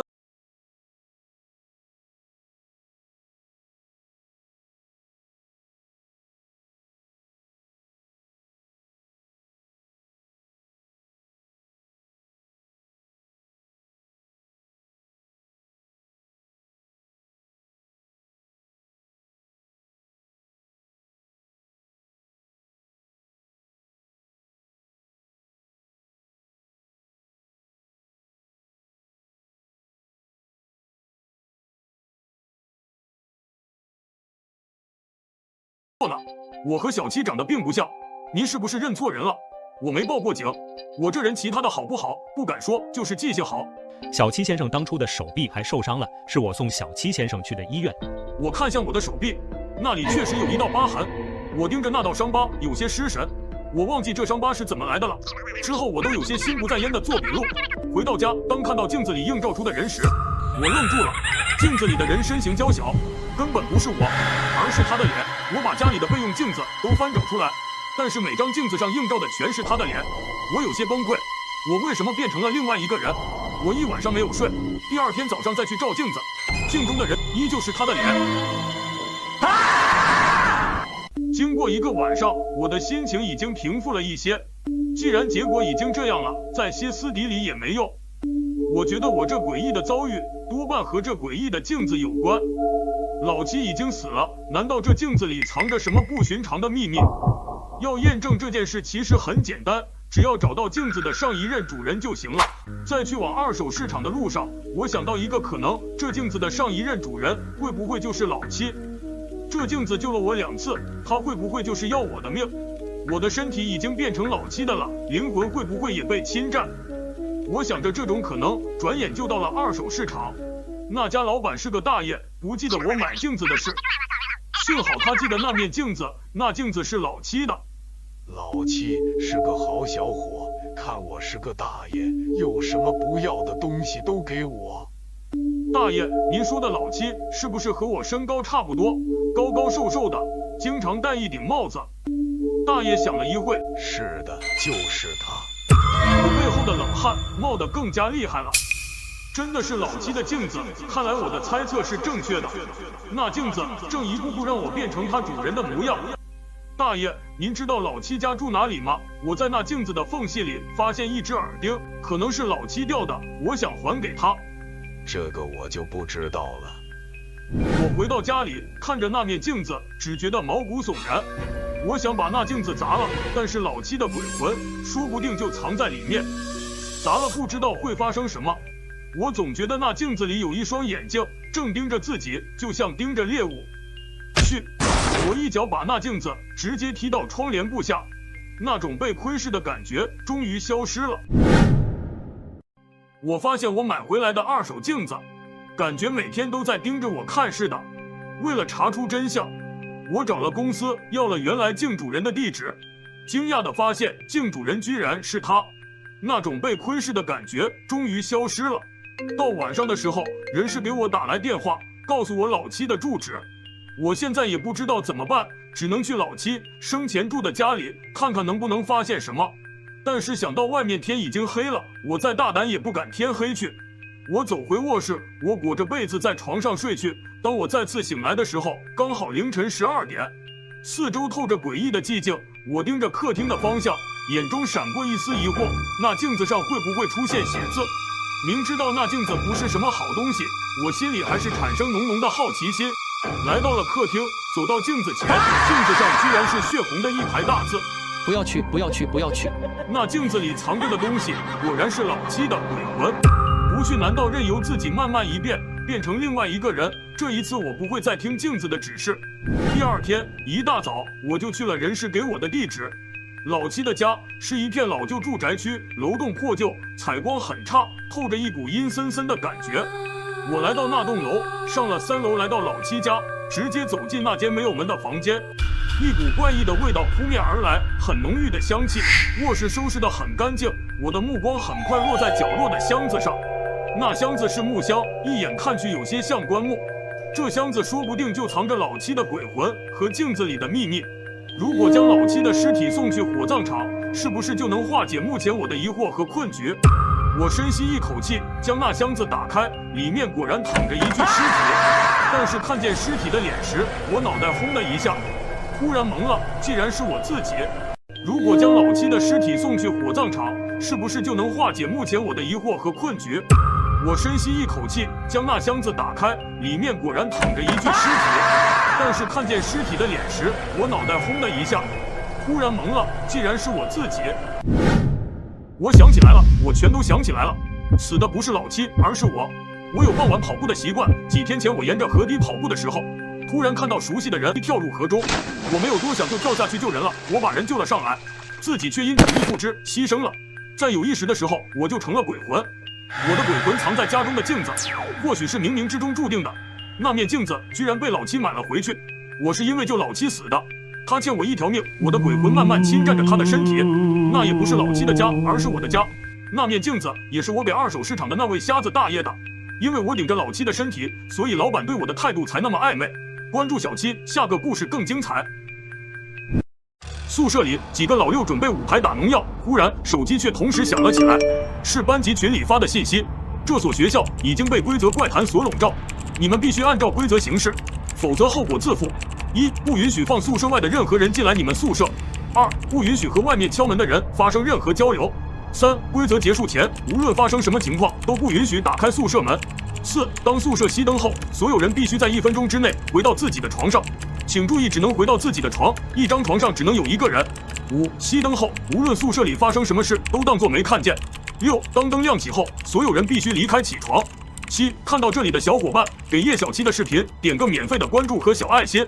以上就是全部的规则，请务必遵守。卧槽，这是哪个老六啊？大晚上的在群里发这些垃圾信息，八嘎！这个头像没看见过，不知道是哪个屌毛。算了，别管他了，大家先去洗白白，等会打农药。今晚我带你们飞，我先回宿舍了。这时，隔壁宿舍的红毛开门准备回自己宿舍。就在他走出宿舍的一瞬间，他忽然表情惊恐地待在了门口，好像看到什么恐怖的东西一样。我们发现了事情不对劲，连忙走过去询问他是怎么回事。只见他伸出手，颤抖地指着黑暗的走廊，嘴巴颤抖地动了动，却没发出任何的声音。突然，一个影子瞬间出现在大家眼前，一下就把红毛扑到了门口的另一边。我们都呆住了，接下来就传来了红毛的惨叫声。我反应了过来，连忙冲过去，一脚把门关上。就在关上门的一瞬间，外面的红毛也没了动静，只传来了一声不似人类的惨叫声和沉重的脚步声。这是怎么回事？看来刚才群里发的不是恶作剧，怎么可能？这不科学啊！这都什么时候了，还讲什么科学？你没看到外面的红毛吗？你是不是也想试一下？这时我们身后传来了一声大哭，我们回头一看是绿毛，他正坐在地上嚎啕大哭。他是红毛的弟弟，他们是隔壁宿舍的，今晚一起来我们宿舍准备开黑的，没想到却发生了这样的悲剧。突然他从地上爬了起来，大叫着要为他哥报仇，说着就往门外冲去。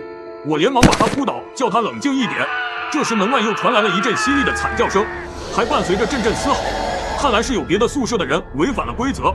我们谁也没有说话，连被我按在地上的绿毛都安静了下来。突然宿舍的灯闪了几下，然后就灭了。我突然想起刚才手机里说的规则，连忙起身对着同学们大喊，快回到床上去。听了我的话，同学们都各自回到了自己的床上，只剩下绿毛孤零零地站在宿舍里。我怎么办啊？他声音颤抖地问。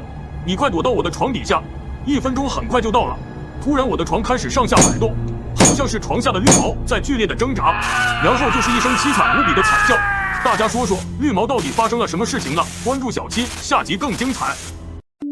上集说到，几个老六准备舞牌开黑打排位，红毛出门被神秘黑影一套5连鞭外加猛虎扑食，至今生死不明，破坏规则的人都一一消失。此时躲在床下的绿毛发出了一声杀猪般的惨叫，我们大气都不敢出的躺在各自的床上，我一点睡意都没有，正在为床下的绿毛伤心难过。突然我感觉有什么东西从我的床底下钻了出来，我大吃一惊，难道是绿毛吗？它不是已经被嘎掉了吗？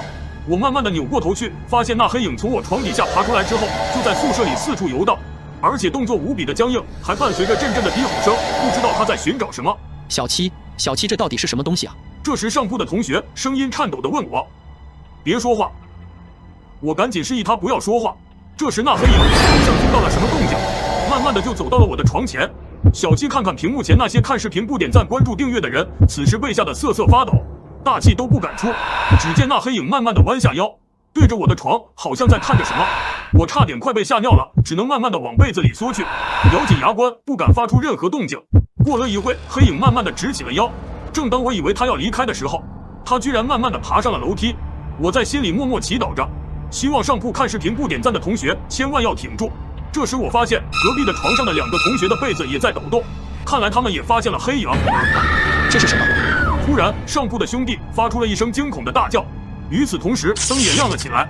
我连忙一个鲤鱼翻身，下了床往上铺看去，只见刚才的黑影已经消失不见了，只剩下上铺的同学在瑟瑟发抖。同学们快点下来！其他同学听见我的叫声，连忙连滚带爬的下了床，只剩下上铺被吓傻的小宝。小宝，你快点下来！我不要，躲在被窝里才是最安全的。我刚准备上去把他强行拉下来，这时我发现他的被子停止了抖动。小宝，你怎么了？没有人回应，我壮着胆子爬上楼梯，一把拉开了他的被子。只见小宝一脸呆滞的躺在了床上，怎么叫他都没反应。笑起，小宝到底怎么了？我也不知道，应该是因为他没有下床的原因吧。同学们听完，胆子小的已经坐在地上开始大哭，胆子稍微大一点的也在瑟瑟发抖。宿管查寝，快点开门！就在这时，门外传来了一个男人的声音。坐在地上哭的同学立马就像看到救星一样，大哭着就要去开门。我连忙抢先一步拦在了门前，对他说：“你难道忘了规则里说过的吗？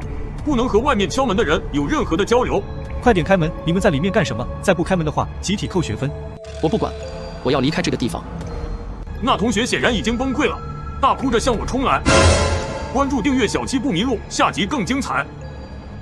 只见那同学大哭着朝着我冲过来，我只能抬起小短腿把他踢翻。你能不能冷静一点？你这样会害了我们所有人。就在这时，门外的宿管见我们迟迟没有开门，就拖着沉重的步伐往隔壁宿舍走去。开门，宿管查寝。同样的话传来，就在我为他们默默祈祷的时候，隔壁传来了一阵开门的声音。我知道那些看视频不舍得给小七免费点赞的人完了，他们真的是白天不懂黑的夜。果然，在一段时间的安静过后，传来了令人不寒而栗的阵阵尖叫声。这是什么东西？救命啊！我们谁也不敢说话，只能是静静的听着隔壁恐怖绝望的叫喊声。过了好一会儿，声音渐渐的停了下来。此时的我们已经是瑟瑟发抖了。小七哥，怎么办？我这么年轻，还没娶媳妇，不想嘎在这里。别担心，只要我们小心一点，不触犯规则，就不会有事。我话音刚落，头顶上的灯就又闪了起来，然后啪的一声就灭了。我们已经有了经验，知道了规则，连忙跑到了各自的床上。没过2分钟，忽然宿舍里面刮起了风，可是我们宿舍连窗户都没有，门又是关得好好的，哪来的风？突然，我听到门口的位置传来了吱呀声，好像是门被打开了。我壮着胆子抬起头看了一眼，只见这时的宿舍门已经打开，走廊的墙壁上布满了红色的液体，同时还传来了阵阵的嘶吼声。小七哥，门怎么开了？要不我去把门关上吧？隔壁的同学小声地问我，我还没来得及回他，就感觉我的头顶好像有什么东西走了下来，扭头一看，居然是小宝。他慢慢地走下楼梯，然后一脸呆滞地往门口走着。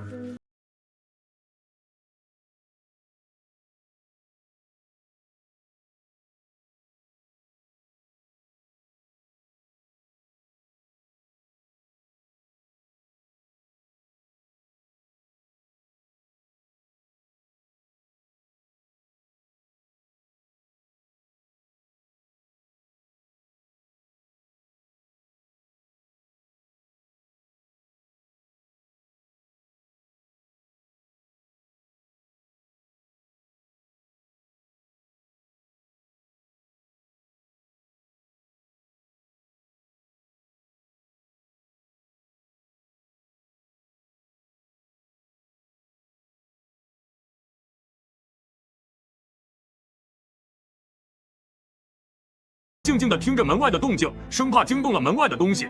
此时门外的东西显然不耐烦了，开始咣咣咣地砸门。我们都很担心，这薄薄的宿舍门能不能挡不住门外不知名的怪物。快开门，我真的是年级主任。我操！你说是就是，我信你个鬼！你个糟老头子，坏得很。这时我们的手机又同时响了起来。请注意，门外如果有人自称是班级主任，那你们就要自己做选择。如果他真的是班级主任，你们就可以放他进来。如果不是，千万不要开门。班级主任是穿着西装的中年男人，门口说话的显然是个女人的声音。我们一定要挺住，千万别开门。大家快看，小宝又起来了。我闻声连忙转过头去，果然躺在床上的小宝。又一脸呆着的从床上爬了下来。小宝，你要去哪里？只见小宝魂不守舍的朝我们走来，脸上浮现出诡异的表情。我们连忙退到一边，惊恐的看着他，不知道他会对我们做什么。只见他只是看了我们几眼，就朝着门口走去。他要去开门，要不要阻止他？小七，跟我来啊！这时小宝发出了一阵机械般的声音，我哪里敢跟着他走？看着他慢慢把手放在了门上，外面还有不知名的东西在撞门，我们都吓得瑟瑟发抖。突然，我旁边的黄毛同学冲了过去，一把就将小宝推开，差一点点就让小宝把门打开了。受到突然袭击的小宝显然有些不知所措，愣愣地坐在地上，还是那一脸呆滞的表情。我们也时常呼出了一口气。这时外面又传来了脚步声，好像是又有人走了过来。我伸着头仔细地听着，不愿意放过一点细节。开门，我是年级主任。我这才放松下来，刚准备去开门，同学们又叫住了我。小七，你怎么确定外面的就是主任？我装逼的一笑，因为他穿的是西装，而且是一个中年男人的声音。你怎么知道他穿的是西装？你又没看到？因为他刚才的脚步声很硬，证明他穿的是皮鞋，再加上他是个中年男人哦，所以我判断他80%就是年级主任。那万一你判断错了呢？黄毛，你是不是不想要学分了，还不给我开门？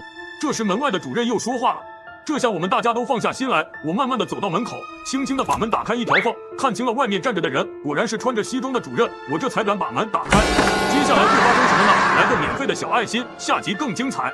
此时小七轻轻的把门打开一条缝，看清了外面站着的人，果然是穿着西装的主任，这才敢把门打开。主任，这到底是怎么回事？红毛和绿毛都遭遇了不测，我们不想死在这里。我刚说完话，主任面无表情的走进来，看了看坐在地上发呆的小宝，什么话都没说，弯腰把小宝扛在了肩膀上，就往门外走。黄毛同学还想上前说着什么，我见状连忙拦住了他。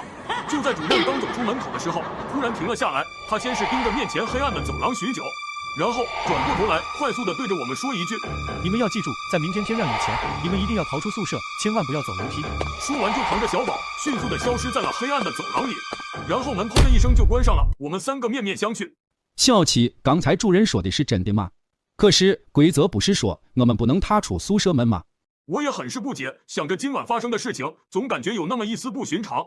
先是红毛一走出宿舍门就被不知名的怪物袭击，然后又是主任告诉我们一定要逃出宿舍，我们到底该怎么选择？时间流逝，我们几个在发呆中度过了不知道多久，直到一声鸡鸣才把我们从恐惧之中拉了回来。小七，怎么办？天马上就要亮了。我一咬牙大吼一声，拼了！你们都跟我走，要挂我先挂！我壮着胆子打开了房门，霎时间一阵冷风吹了进来，我看着昏暗的走廊瑟瑟发抖。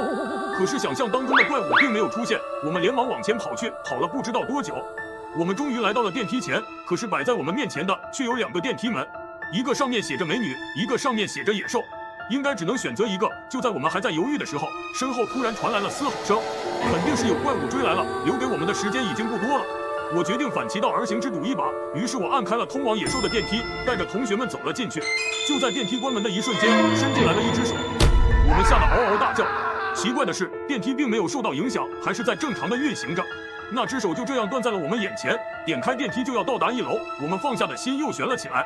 突然电梯停了下来，然后缓缓地朝2边打开。接下来我们迎接的是美女还是野兽呢？别忘了点赞，我们下期见。随着电梯门的缓缓打开，我们的心也跟着提到了嗓子眼，因为不知道外面迎接我们的到底是什么。小七，你刚才有没有看到什么东西飘过去？我当然看到了。那是什么东西？好恐怖啊！小李子的话音刚落，我们的手机又响了起来。我们连忙掏出手机一看，恭喜你们已经逃出了宿舍。现在你们请记住以下的内容：1. 必须在电梯关门前走出去。2. 出了电梯往右走。3. 无论身后有什么声音，你们都不许回头，否则将会有很恐怖的事情发生。4. 看完这则消息立马点赞并且关注，否则规则怪谈就会找上门来。我看着这则消息，感觉有点不对劲。你们大家有没有发现，发这则消息的人好像在帮我们？这则消息没有那些模棱两可的话，全都是在指引我们。请注意，请注意，电梯即将关门。就在这时，电梯的喇叭发出了机械般的声音，我们赶紧冲出了电梯，然后一直往右跑。后面似乎吹来阵阵凉风，感觉就好像有人在对着我们的脖子吹气一样。小七，我是你奶奶，你要去哪里？就在这时，身后传来了一个慈祥的声音，我一愣，这声音居然是我已经去世的奶奶。不对，我奶奶已经去世了，怎么会出现在这里？再联想起刚才的短信，肯定是有什么东西在引诱我回头。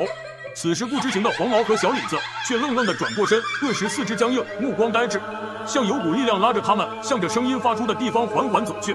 我呆立一会之后，连忙使劲地甩了甩头，然后捂住耳朵大声说道：“大家别转身，快跑！”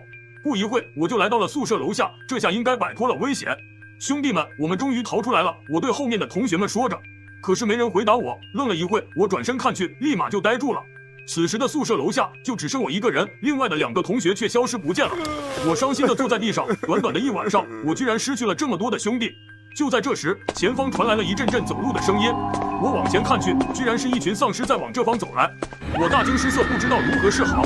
就在我闭上眼睛准备听天由命的时候，这时手机忽然响了起来。关注小七，下期更精彩。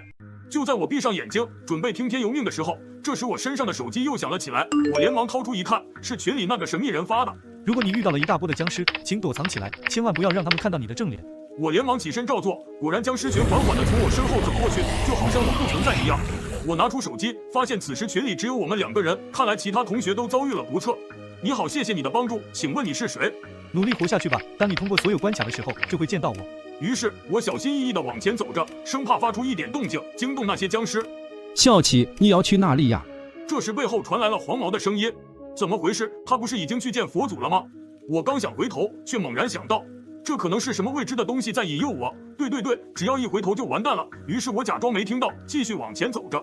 笑气，我和你说话，你怎么不理我啊？刚才怎么扔下我们跑了？还好我命大活了下来。背后的黄毛又发出了声音，我停了下来，不知道该如何是好。突然，背后传来了一声僵尸的吼叫，还伴随着黄毛的尖叫。有僵尸，快救救我！我已经崩溃了，不知道该怎么选择，只能跪在地上抱头痛哭。突然，一只手搭在了我的肩膀上，我心头一惊，以为是僵尸。小七，你是怎么回事？刚才叫你救我，你怎么不来？还好我身手敏捷，不然就要去西天取经了。我猛地一回头，发现站在我身后的正是黄毛，旁边还躺着一只僵尸。黄毛，真的是你小李子呢？怎么没和你一起？听我这样一说，黄毛的情绪显然变得低落，只见他伤心地说道：“小李子变成了僵尸，我在关键的时候把内裤套在头上，才逃过一劫。到底是什么怪物在害我们？”我也不知道，只知道是一个穿白色衣服会飘的家伙，手里还拿着一个牌子，上面写着点赞关注，他把所有人都变成了僵尸。就在这时，我的手机又响了起来，可奇怪的是黄毛的手机却没有响。我拿起手机一看，又是神秘人发的。请注意群里的人数，群里的人数代表剩余的幸存者。看到这里，我瞬间惊呆了，抬头看着眼前的黄毛，我的脸上满是惊恐的往后退。你到底是谁？眼前的黄毛显然不知所措。小七，你是不是疯了？我是黄毛啊！不对，你不是黄毛，黄毛已经去西天找师傅了。你到底是谁？到底想怎么样？哈哈哈，居然被你发现了，那我就不装了。说着，他摇身一变，居然变成了刚才他口中所说的阿飘。我吓得一屁股坐在地上，用颤抖的手指着阿飘说：“你居然是白无常，你出来了，黑无常知道吗？”白无常没搭理我，慢慢的向我飘来。这时手机又响了起来，马上闭上眼睛，念恐龙扛狼。我连忙照做，眼睛一闭，嘴里不停的念叨着。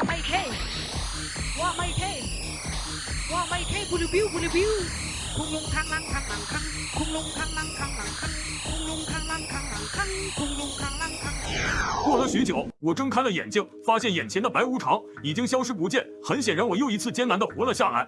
我拿起手机给神秘人发了一个信息：“谢谢你又救了我一次。”可是发完我才发现，此时的群里只剩下了我一个人。这是怎么回事？难道神秘人也遭遇了不测？抢走你前桌的试卷，并向他表白，否则10秒后他将死亡。这是监考老师刚刚塞给我的一张纸条，看完后我抬头看了看前桌，他是我们学校的年级第一，也是我的暗恋对象。这字条是怎么回事？让我在高考考场上向人表白，恶作剧吗？虽然我想不通监考老师为什么要恶作剧，然而下一瞬，一件匪夷所思的事发生了。屋顶挂着的老式电灯突然脱落，锋利的灯尖朝着前桌的脑袋砸去。此时我脑袋一阵空白，身体僵在那里，想大叫，但是喉咙像是被什么东西掐住一般，发不出一点声音。这时门外突然进来2个穿白大褂的人，将前桌的尸体抬走了。更诡异的是，四周的考生全都在认真做题，像是完全没注意到刚刚发生的事。我坐在椅子上，浑身发抖。要是我刚刚真按纸条上的做了，前桌是不是就不会死了？我思考着再次打开那纸条，可是纸条上的字居然发生了变化。去打最后一排考生的脸1巴掌，还有记住叫看视频的朋友点赞关注，否则30秒后他将死亡。因为前桌的死我很愧疚，要是我按纸条上的做，说不定他就不会死了。这一次又一条命掌握在我手里，我没多想，迅速起身来到最后一排。巧的是，这个人是我们学校的校霸，个子不高，但是孔武有力，是学校有名的狠人。我深吸一口气，鼓起勇气伸出手，在他脸上猛地甩了一巴掌。校霸顿时懵逼了，但是很快反应过来。他奶奶个熊，你是不是吃辣条吃多了，居然敢打老子？他猛地站起身，揪起我的领子，另一只手握拳抬起。就在我下意识闭上眼睛，准备迎接被痛揍的时候，突然响起一声轰隆巨响。我和校霸同时朝着发出声音的方向看去。只见校霸刚刚坐着的位置居然塌陷了下去，灰尘蒙蒙，那洞似乎很深，要是校霸刚刚没站起来，可想而知是什么下场。校霸愣了一下，转身对着我说：“你小子救了我，以后有事我罩着你。”很快校霸也发现了不对劲，他们怎么一点反应都没有？这么大的动静，监考老师和考生竟都没有注意到。与此同时，我看到2个穿着白大褂的在教室门口张望着，脸上露出失望的表情。这咋回事？校霸问道。你问我，我问谁啊？好在刚刚就我一个人觉得不对劲，现在校霸和我一起，2个人也有个伴，有事可以商量一下。我低头看向手中的纸条，此时上面的字再次发生变化。监考老师都佩戴监考证，照片是本人照片，可交谈。要是发现照片上是骷髅头，千万别和他交谈。我刚看完，就听到一个声音在耳边响起：“同学，发生了什么事？”面前是一个陌生的监考老师。我刚想说话，想到纸条上的规则，于是低头看向他的监考证，照片居然是白色骷髅头。但是就在此时，老师，这里塌了个大洞，你快来看看怎么回事。校霸连忙叫道，他似乎很高兴，终于有监考老师发现不对劲了。我想要阻止，已经来不及。监考老师在校霸的指引下走了过去。塌了个洞吗？我看看。监考老师脸上的笑意越来越诡异。这洞有点大的找东西补补。监考老师看向校霸，笑容逐渐变得诡异。突然在背后就是一脚，把那些看视频不点赞关注的人踢进了那个深坑。很快传来骨头碎裂的声音，校霸没了声息，只有浓郁的血腥味从深坑里冒了出来。上集说到我暗恋的班花忽然被一盏吊灯砸下，被穿白大褂的诡异人抬走之后，规则又被改变，叫我去扇校霸一个耳光，差点被他暴打之时，诡异的骷髅头监考老师忽然出现，把校霸踢进了黑洞里。此时的我正在惶恐不安中瑟瑟发抖，每次规则都有所不同，一个个同学的消失令我感到恐惧感油然而生。这时监考老师缓缓地向我这边走来，正直勾勾地盯着我，不断发出诡异的声音。同学，跟我去办公室走一趟吧。我刚想拒绝，就看到纸条上浮现的新规则：不要拒绝监考老师的任何要求，看视频的朋友给个免费的点赞。看来这个纸条上的话就是规则，而校霸就是因为没有遵守规则才会死的。我看着面前的诡异老师，你想拒绝我？监考老师扭曲地看着我，眼睛里闪耀着兴奋。我没说话，只是跟了上去。此时监考老师的脸上闪过了一丝失落。刚踏出教室，我就察觉到诡异，整个考场都特别安静，过的几个教室也都是空的。到了，你自己进去吧。监考老师的声音响起，我看向眼前的办公室，门开着，却有一股血腥味，伴随咔嚓咔嚓的恐怖声音，好像有什么怪物在吞噬那些看视频不点赞关注的人的血肉。监考老师再次开口：同学，快进去，你只能犹豫10秒钟。10秒钟不进办公室就会死，但是办公室里好像藏着吃人的怪物，进去也是死。就在我要彻底绝望的时候，一个声音响起：这位同学，考试时间，你站在这里干什么？快回到你的考场去。此时另一位监考老师出现在我的旁边，他的监考证上没有骷髅头。既然规则不能拒绝监考老师的要求，我连忙转身朝着教室快步跑去。余光瞥见骷髅头老师的脸上显示着不甘和狰狞。快到考场的时候，我问身边的老师：老师，这到底是怎么回事呢？老师没说什么，只是塞给我了一张东西就转身走了。我看着那是一张染了血的准考证，名字叫小美，我感觉有点熟悉。突然我想起来，这个小美在上一届高考的时候就离奇死亡了，当时家长到学校闹事，这事情传得沸沸扬扬。转眼我走进考场，考生们依旧机械地低着头做题。小美，快回到你的座位上。监考老师看向我：为什么叫我小美？我不是小美啊，我明明叫……我的脑袋像是卡住了，我居然忘记了我叫什么。只是径直地走向了座位，拿出纸条。诡异的是，上面一片空白，刚刚出现的字就像幻觉一样。难道一切都恢复正常了吗？就在这时，突然一个男生冲到我面前，故意放了一个屁。本来不想理他，但是这屁香味太浓了，掺杂各种气味，羊肉、猪肉、鱼、丸子、螺蛳粉，什么味都有。伴随着空气在我四周来回游荡，闻了一小会，顿时让我感觉到饥肠辘辘。于是我连忙起身去和他争论。就在此时，只见一盏灯狠狠地砸向我刚刚的位置，我顿时全身发抖。如果不站起来，后果可想而知。这位考生，告诉老师发生什么事了？监考老师看向那个男生，而男生紧闭着嘴，脸上露出惊恐的表情。我目光扫过监考老师的监考证，之前的骷髅已经变成了他自己的照片。我开口道：老师，我告诉您发生什么事，天花板上的灯掉下来了。监考老师狠狠地瞪了我一眼，失落地离开了。谢谢你啊，我叫小黄。你刚才为什么不敢说话？小黄将手里的纸条给我看。监考老师都佩戴监考证，照片是本人的可以交谈。要是发现照片上是骷髅，千万不要和他交谈。和我的猜测一样，他的纸条上也会出现规则。此时我变得更加疑惑了。上集说到诡异的骷髅老师想诱骗我独自走进阴森恐怖办公室，在我感觉就要跟世界说拜拜的时候，一个监考老师救了我。当走进教室，厄运连连的我差点又被吊灯砸死，还好小黄的一个屁救了我。此时我觉得事情越来越诡异了。一个叫小黄的同学也和我有着一样的遭遇，都收到了一张诡异的纸条。目前的情况只能和小黄合作，才能找到出去的办法。我对他说道，我现在的准考证是小美，但是小美早就去西天见佛主了，而死人不会受到纸条上的规则束缚。意思就是你拿到了小美的准考证，所以在他们眼里你就成为了小美。是啊，但是现在没有规则束缚我，好像也不是什么好事。我总不能一直在这诡异的考场上以一个死人的身份活着吧？我们得想办法离开这里。我经常看诡异的小说，我觉得突破点就在小美身上。小美的自杀没有那么简单，或许找出小美的死亡的真相就可以离开这里的。问题是去哪里找出小美死亡的真相呢？这座考场就是小美的学校，学生档案室里肯定有小美的资料。档案室在哪里？档案室就在行政楼6楼的最后一间。小黄好像对这学校很熟悉，他难道是这学校的学生？我尝试着走出教室门，忽然一个身影闪了出来，差点把我吓得尿都出，我心里1万个草泥马。监考老师对着我说，同学，你要违反考场守则吗？这句话说得我毛骨悚然，难道小美也要遵守考场守则？我无奈的只好回去。怎么才能去档案室呢？就在这时，考试结束的铃声响起。考生的语文考试结束了，数学考试将在20分钟后进行，请20分钟后准时回到考场。监考老师转身离开了教室。正常来说，早上考语文，下午考数学，中间有几个小时的休息时间。现在这休息时间竟被硬生生的压缩到20分钟。但比没有好，至少给我20分钟去寻找真相。我和小黄连忙朝着考场门口走去。走到门口的时候，小黄突然停住，他将纸条递给了我。纸条上赫然出现一句话：立即前往考场大门口领取餐盒，请不要浪费粮食。看视频的小伙伴来个免费的点赞。这里距离考场大门口跑去都要7、8分钟，来回家吃饭20分钟都很赶，根本没有时间前往学生档案室。那就只能你吃饭，我去找。小黄犹豫了一下，便点了点头。到了行政楼，虽然是白天，行政楼里阴森森的，还伴随着阵阵诡异的嘶吼声，楼道里更是潮湿阴冷。我刚才看了行政楼布局，档案室在5楼。小黄为什么说在6楼？难道是记错了？我看着阴森的楼道，壮着胆子跑了上去。这时我口袋里放着的纸条掉了出来，我看着那纸条，脸色顿时变了。那纸条上有字，我拿着小美的准考证，以小美的身份活着。不是没有规则束缚我了吗？怎么又出现字了？我想去捡起那纸条，看看上面究竟写着什么。突然，一只黑色的大象脚踩在纸条上，我看着这双鞋，感觉怎么这么眼熟？我立马抬头往上看去，是那个监考老师。我下意识地往后退，立马扫看他的监考证，上面的照片居然又变回了骷髅头。我此时心想，是不是今天早上出门没烧香，怎么这么倒霉？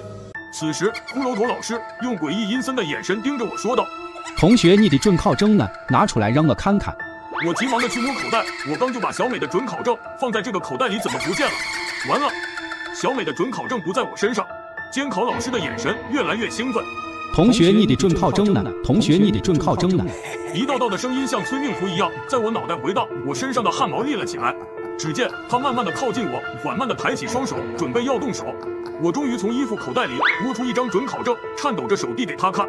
他死死地盯着准考证，脸色瞬间变成狰狞和愤怒，将我的准考证扔在地上，转身走了。我坐在地上浑身发软，幸好我自己的准考证还在，不然就阿弥陀佛了。那小美的准考证呢？该不会在小黄身上吧？可能在我们分开的时候，他偷走了准考证。那他为什么要偷走小美的准考证呢？我还天真的以为他跟自己一样。一波波刺骨的寒意顿时遍布全身。我捡起地上的纸条，请立即前往考场门口领取餐盒。现在的准考证是自己的，必须得遵守规则，不然就会嘎掉。现在已经过去5分钟了，我还剩15分钟。我深吸了一口气，往档案室走去。我四处寻找小美的日记，在一个角落终于找到了。我打开日记，发现小美的同学竟然是小黄。他们把我堵在厕所里，对我进行辱骂，只因为我在班里成绩优异，招人喜欢。他们心生妒忌，就对我校园霸凌。还有一个人是最可恶的，我绝对不会放过他。之后的内容就全是对小黄的恨意。小黄，难道他就是让小美自杀的罪魁祸首？如果小黄死了，小美的怨气就会消散。我是不是就能从这诡异的世界里走出去了？为了找到小黄，我到处搜寻他的身影。当我踏进另一栋楼时，厕所的方向忽然出现一个熟悉的身影。只见他好像着了魔一样，身体僵硬地走进了厕所。是小黄。我放低脚步声走了过去，贴着门口站着。我下意识地看了一眼纸条，就见上面的字变了。保洁员都穿蓝色马甲，要是看到穿黄色马甲的，千万要避开。提示：一定要保持地面清洁，否则保洁员会生气，切记屏住呼吸。我悄悄地走进厕所，其中有个隔间响起了冲水声。他开门走了出来，看见是我，满脸惊讶。怎么是你？说完，迅速地将门关上，躲了回去。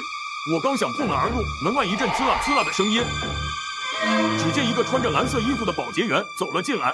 一定要保持地面清洁，否则保洁员会生气。我突然想起纸条上的警告，再看地上满地的脚印，完了！我连忙也躲进厕所里，在厕所里能清晰地听到保洁员的嘶吼声，疯狂地敲着厕所门。我屏住呼吸，后背狂冒着汗，我和小黄都不敢出声。砰的一声，我这扇门被撞开了。更可怕的是，刚才他还是蓝色马甲，现在变成了黄色马甲。他恶狠狠地盯着我，手里像是拿了一把利器。我用颤抖的眼神看着他手中的家伙，让我想起了云南说唱女王暴走青。买罢了这根香蕉、芒果、枣子、橙子、柚子、橘子、糯米糍粑、黄粑、麻花、米花、米粉、口馒头、碗口、麻辣脆的片、花椒面、麻辣辣椒面、花椒面、豆腐、豆干、木鱼豆腐、豆芽、西红柿、金针干。云南还没去过，这么多好吃的东西都没吃过，就这么去见佛祖，我不甘心啊！在这紧张的时刻，我突然想起纸条上的提示，屏住呼吸。这时他如同看不见我一般，重重地关上了门，转身去了隔壁。一阵砰砰的敲门声后，就听到小黄一声大叫：“救命啊！”一顿声音过后，顿时安静了下来。我咽了咽口水，缓慢地打开门。此时厕所里已不见他们的身影，只见地上掉了一张染血的准考证，是小美的。那小黄呢？难道他也被送去西天见佛祖了吗？他明明拿着小美的准考证，也会触犯规则吗？我的猜测好像是对的，之前的种种迹象表明，就算是小美本人，也需要遵守规则。这时，忽然外面又传来滋啦滋啦的声，不会是保洁员回来了吧？我急忙跑了出去。为什么这一切还没有消失？难道害死小美的主要原因不是小黄吗？既然没有结束，我肯定忽略了什么。那个日记本后面几页像是被人撕掉了，关键信息肯定在那被撕掉的几页里。怎么办？现在一点线索都没有。等等。刚才听到厕所里小黄的那个隔间像是有什么东西掉了，他会不会遗落着什么东西？我赶快跑过去，不出所料是他的手机。但是怎么开锁？我看过小黄的档案，输入他的出生年月，居然打开了。我急忙翻看，很快就发现了他和一个人的聊天记录。怪不得小黄不是罪魁祸首，原来他是受人控制。这个昵称叫小兰的才是主谋，而且小黄非常喜欢他，每次欺负小美后拍图发给他，就会受他夸奖，并且这个小兰也是这座学校里的人。突然，我汗毛立了起来，因为我感觉背后有一阵呼吸声，不知道什么时候站在我身后。浑身一僵，我转过身看去，是那位监考老师，顿时松了口气。那监考老师递给我一张纸条之后，转身走开了。纸条上写着，凶手就在这考场中，必须在今天考试结束前找出他。我悚然一想，那个凶手不仅是这个学校的，还在这考场中。我看向四周正在奋笔疾书的考生，其中就有一个是凶手，伪装得很好。我抽校霸巴掌的时候，他肯定就发现我的异常了，说不定早就盯上我了。我总觉得有一股目光落在我身上，我连忙四处看去，却一无所获。这种被当成猎物的感觉很难受，我却被困在这考场里，什么都做不了。时间一分一秒过去，我痛苦地煎熬着。随后我举起手说道：“老师，我要提前交卷。”那监考老师走了过来，阴森地带着打量的目光落在我身上。老师，考场规则，考生可提前30分钟交卷。那监考老师愤恨地瞪了我一眼，无奈点了点头，放我出去了。我一出考场教室，就朝着行政楼跑去。我要去找那位叶老师，只有他能帮我了。我四处找了起来，无比希望能看到那一抹身影。忽然我感觉到一股凉飕飕的冷风吹在我脖子上，转头就看到穿着黄色马甲的保洁员正站在我的身后。这位考生，考试期间不可以在考场乱走哦。他手里拿着东西，我吓得差点魂飞魄散，迈开脚步就往前跑去。保洁员并没有放过我，而是追了上来。不可以在考场乱走哦，不可以在考场乱走哦。我的体力消耗跑得越来越慢，他却像是不知疲倦。眼看他要追上我的时候，一个人影快速将我救走。救我的黑影没想到是看视频点赞关注的人，我瘫坐在地上大口喘息着。叶老师，指使小黄的到底是谁？你能告诉我吗？叶老师摇了摇头。我也一直在调查，但是他很谨慎，藏得太深。我闭上眼睛，脑海中浮现出教室里那些男生的脸，那藏在暗处的究竟是谁呢？时间过得很快，距离考试结束只有20分钟了。我只有20分钟找出真凶了，要是20分钟找不出来，我会不会被永远留在这个规则的世界？这时叶老师说道：我有一个办法。我满怀希望地看着他，手里拿着小美的准考证。你假设自己就是小美，抛开一切杂念，静下心慢慢领悟，看能不能走进小美的梦境。我顿时明白了他的意思。其实当初拿到小美准考证的刹那，我脑海混混沌沌的，仿佛觉得自己就是小美。我和小美这种莫名的联系，或许就是我被选中进入这规则世界的原因。按照老师的指示，我闭上眼睛，手里紧紧抓住小美的准考证。忽然，那些痛苦的记忆立马涌现在眼前。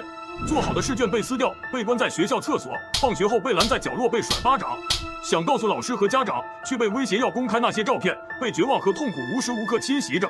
高考前一天，突然收到一条短信，帮我作弊，否则我就把照片公开出去，你一辈子就毁了。然而，第一场考试就出了问题。考生小美考试作弊，终止本场考试，考试成绩无效，取消考试资格。我忽然出现在顶楼。为什么要这么对我？我做错了什么？还有为什么我向你告白，你要拒绝我？我猛地睁开眼睛，没想到是我杀死了小美，我就是那个凶手。痛苦吗？小美所承受的比你痛苦100倍，人生就该好好学习，为什么要去欺负其他人？说完，叶老师朝着我走近，拿出利器插进了我的心脏。新闻早报：清晨大街上2辆小车相撞，其中一辆车上坐在副驾驶上的人头部重伤昏迷，抢救失败后死亡。据悉，遇难者是正要去参加高考的考生。欢迎来到规则怪谈世界。如果你们想顺利回到原本的世界，请务必仔细分析以下规则，否则后果自负。1. 这个世界一天只有12个小时，6小时一次黑夜交叠。2. 白天一切都是安全的，如果到了夜晚，你们需要各自回到各自的房间去，外面无论发生什么事都不许出去。3. 无论是谁敲你们的房门，都不能打开。4. 在这个世界，你们没有可以信任的人，唯一可以信任的就是自己。5. 你们家人中有一个变态，要根据情况具体分析，找到那个人，设法把他赶出你们家。6. 从厨房生产出来的食物，无论白天黑夜都不可以食用。7. 每个星期我们有一次出去采购的机会，不过只能去一个人，还得是你们100%信任的人。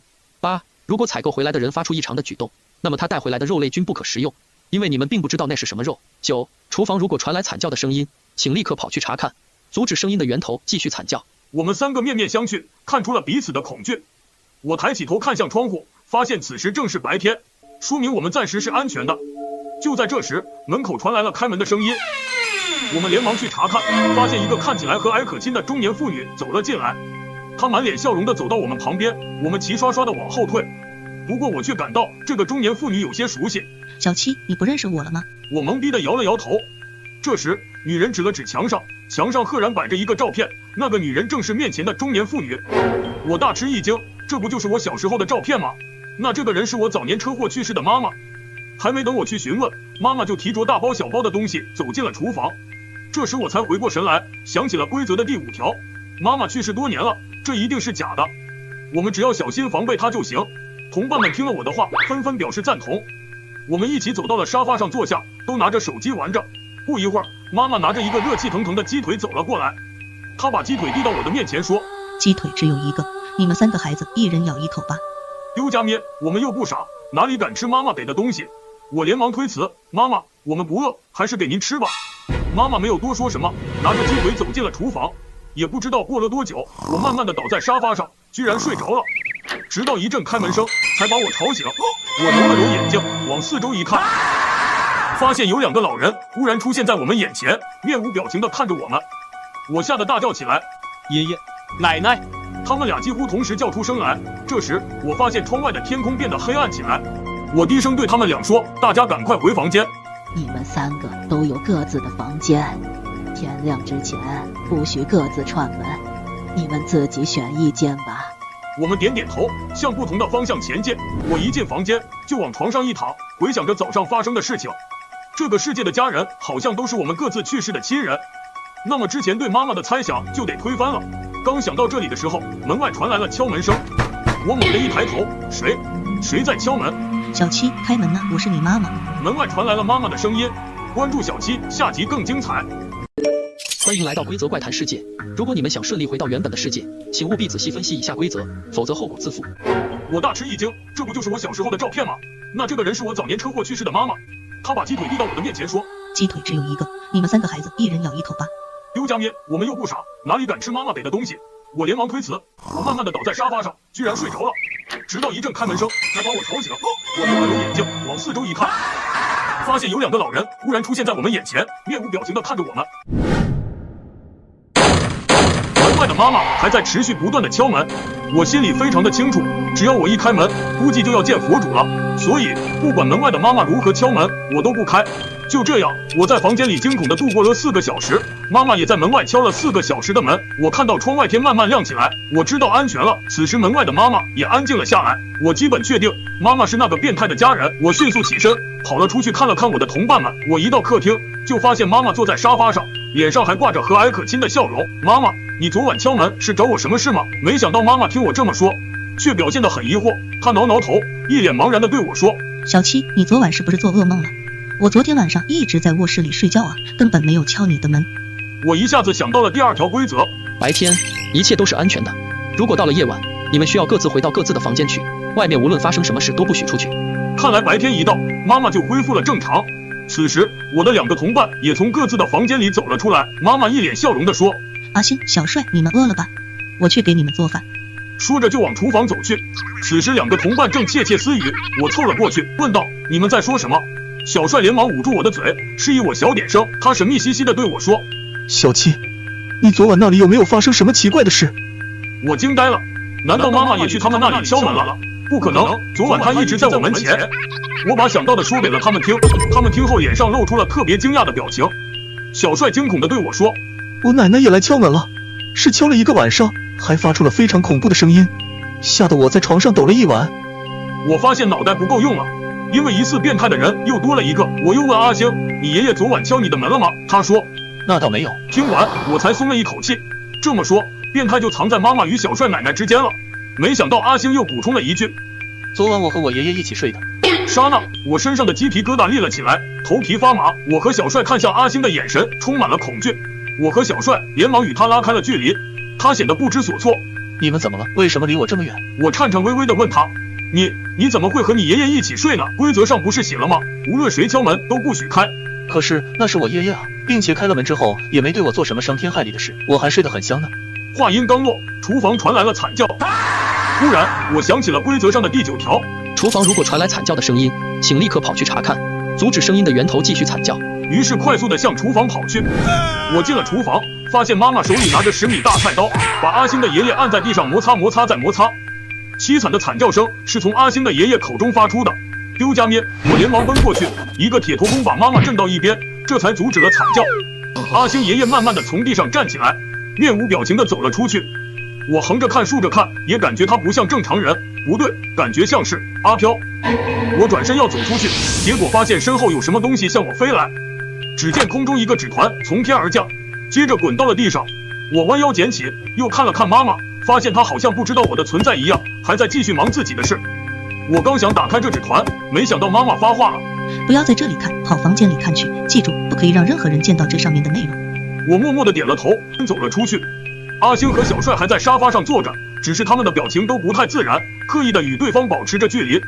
我跑进房间，迅速把纸团打开，只见上面用醒目的红色字写着：你必须认真琢磨一下第1条规则与第4条规则，这样才有可能生存下去。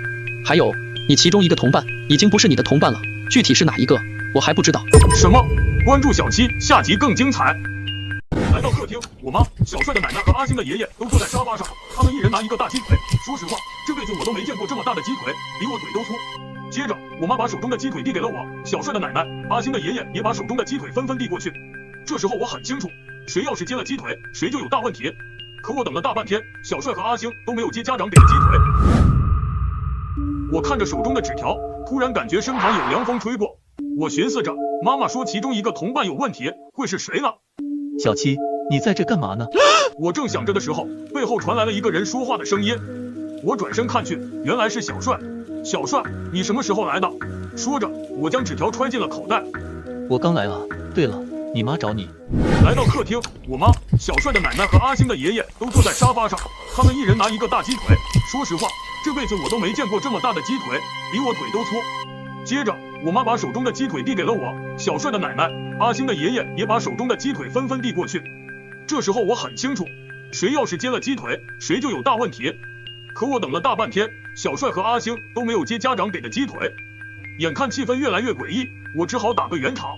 妈妈，这几天我感觉我们吃的有些油腻了，鸡腿还是您们自己吃吧，我们想吃些清淡的。于是妈妈收回了手，坐在沙发上的那俩人也收了手。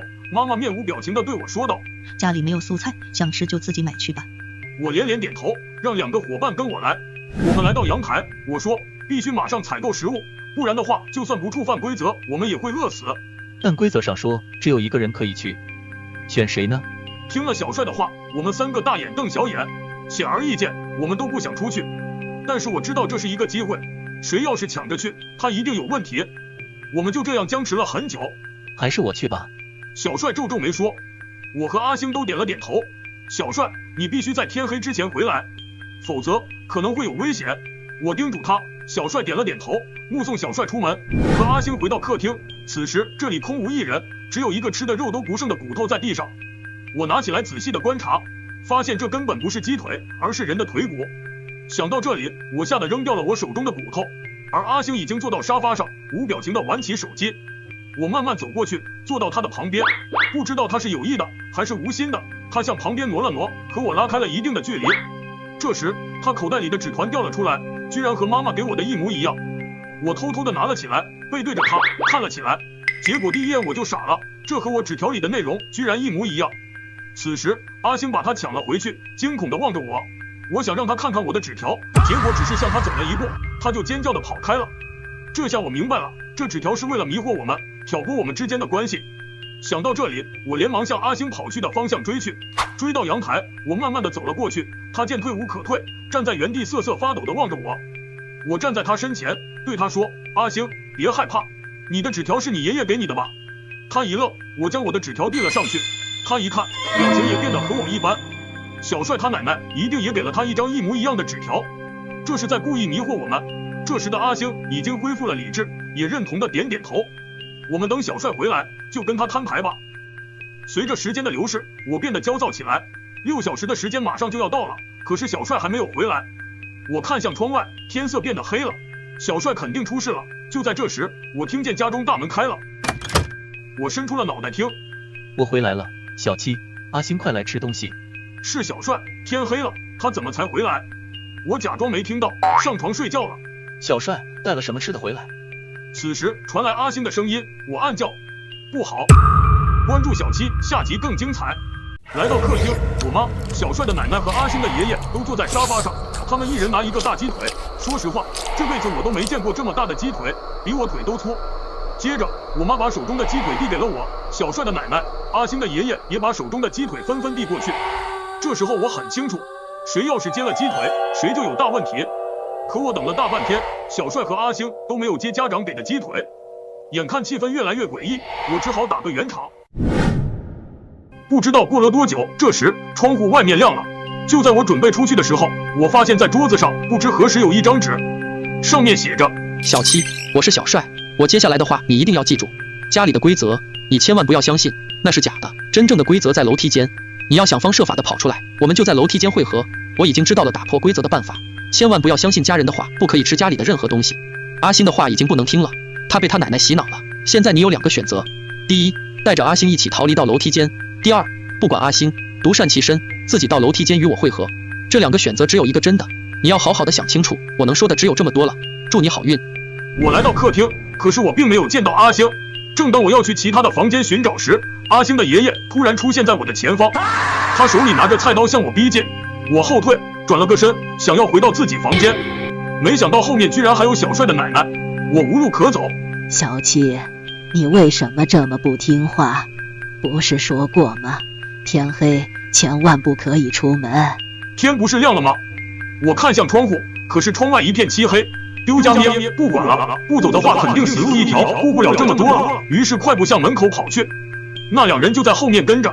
我迅速把门打开，一把门关上，坐在地上直喘气。屋里的那2个一直在砸门，不知道这薄薄的门能否顶住他俩的攻击。就在我要去找小帅的时候，妈妈不知何时一脸诡异的从我前方飘了过来。被吓尿的我则是慢慢的向后退，但是我已经退无可退，于是闭上眼睛等待命运的安排。没想到他居然飘回了家里。我睁眼一看，妈妈不见了，里面的人也停止了砸门。就在我又要去找小帅时，屋子里传来了打斗声。我刚想去看一下，就在这时，忽然一个头伸了出来。快带上阿星，马上去找小帅。我要顶不住了。其实我知道你命中有一劫，我车祸被撞死，为了化身到这里帮你抵挡这一劫。只要你逃离出了这里，我也没有什么可留恋的了。还有，你们安全离开之前，阿星说的话都不可信。妈妈收回了头，把阿星甩了出来。接着打斗声又响了起来。我扛着阿星大步就跑，来到楼梯口，终于见到了小帅。我刚把阿星慢慢的放到地上，他居然醒了。我问小帅这是怎么回事，小帅没有说话，而是抬头看了墙上。我也抬头，发现墙上贴着一张纸，只不过内容不一样。我仔细的阅读起来。幸运的挑战者，当你来到这里的时候，说明通过了第一关。接下来的内容请务必牢记：一、家中的规则有的可信，有的不可信；二、在这个世界，你们不会饿死，可是会有饿的感觉。你们出了房间，看到食物的时候，饥饿感会比平时强100倍。三、你们看到了什么食物，不管有多饿，都不能吃这个世界的食物，一口也不能吃。四、不可以和除了你同伴以外的所有人交流。五、有一类人会想尽一切办法让你们犯规，请找到他们，把他们通通扔下楼。六、如果从房间里逃出来的同伴行为异常，请抛弃他，放心，他自己会恢复正常，然后找到你们。七、无论任何时候都不可以插队，否则后果自负。八、看完以上内容，喜欢本视频的朋友来个免费的赞之后，立刻向天台集合。我们点点头，一起向楼上跑。正当我要去其他的房间寻找时，阿星的爷爷突然出现在我的前方，他手里拿着菜刀向我逼近。我后退，转了个身，想要回到自己房间，没想到后面居然还有小帅的奶奶，我无路可走。小七，你为什么这么不听话？不是说过吗？天黑千万不可以出门。天不是亮了吗？我看向窗户，可是窗外一片漆黑。丢家爹，不管了，不走的话肯定死路一条，顾不了这么多了。于是快步向门口跑去，那两人就在后面跟着。发现楼上有许多人在排队，只见排在第一位的人敲了门。谁？有什么事？里面传来机械般的声音。那个人让他放自己进去，门缓缓地开了一条缝，排在那里的人一个闪身就冲了进去。大家都仿照着第一个人，不一样的是有的人回应了，有的人没回应。不约而同的是他们都进去了。我突然想到了规则第4条，不可以和除了你同伴以外的所有人交流，于是提醒小帅和阿星，让他们不要回答那个人的问题。很快轮到我们了，当我走进天台，眼前的场景吓得我说不出话来。小七，快起床去学校，不然你就会迟到了。丢家咩，原来是个梦，吓死我了。关注小七，下集更精彩。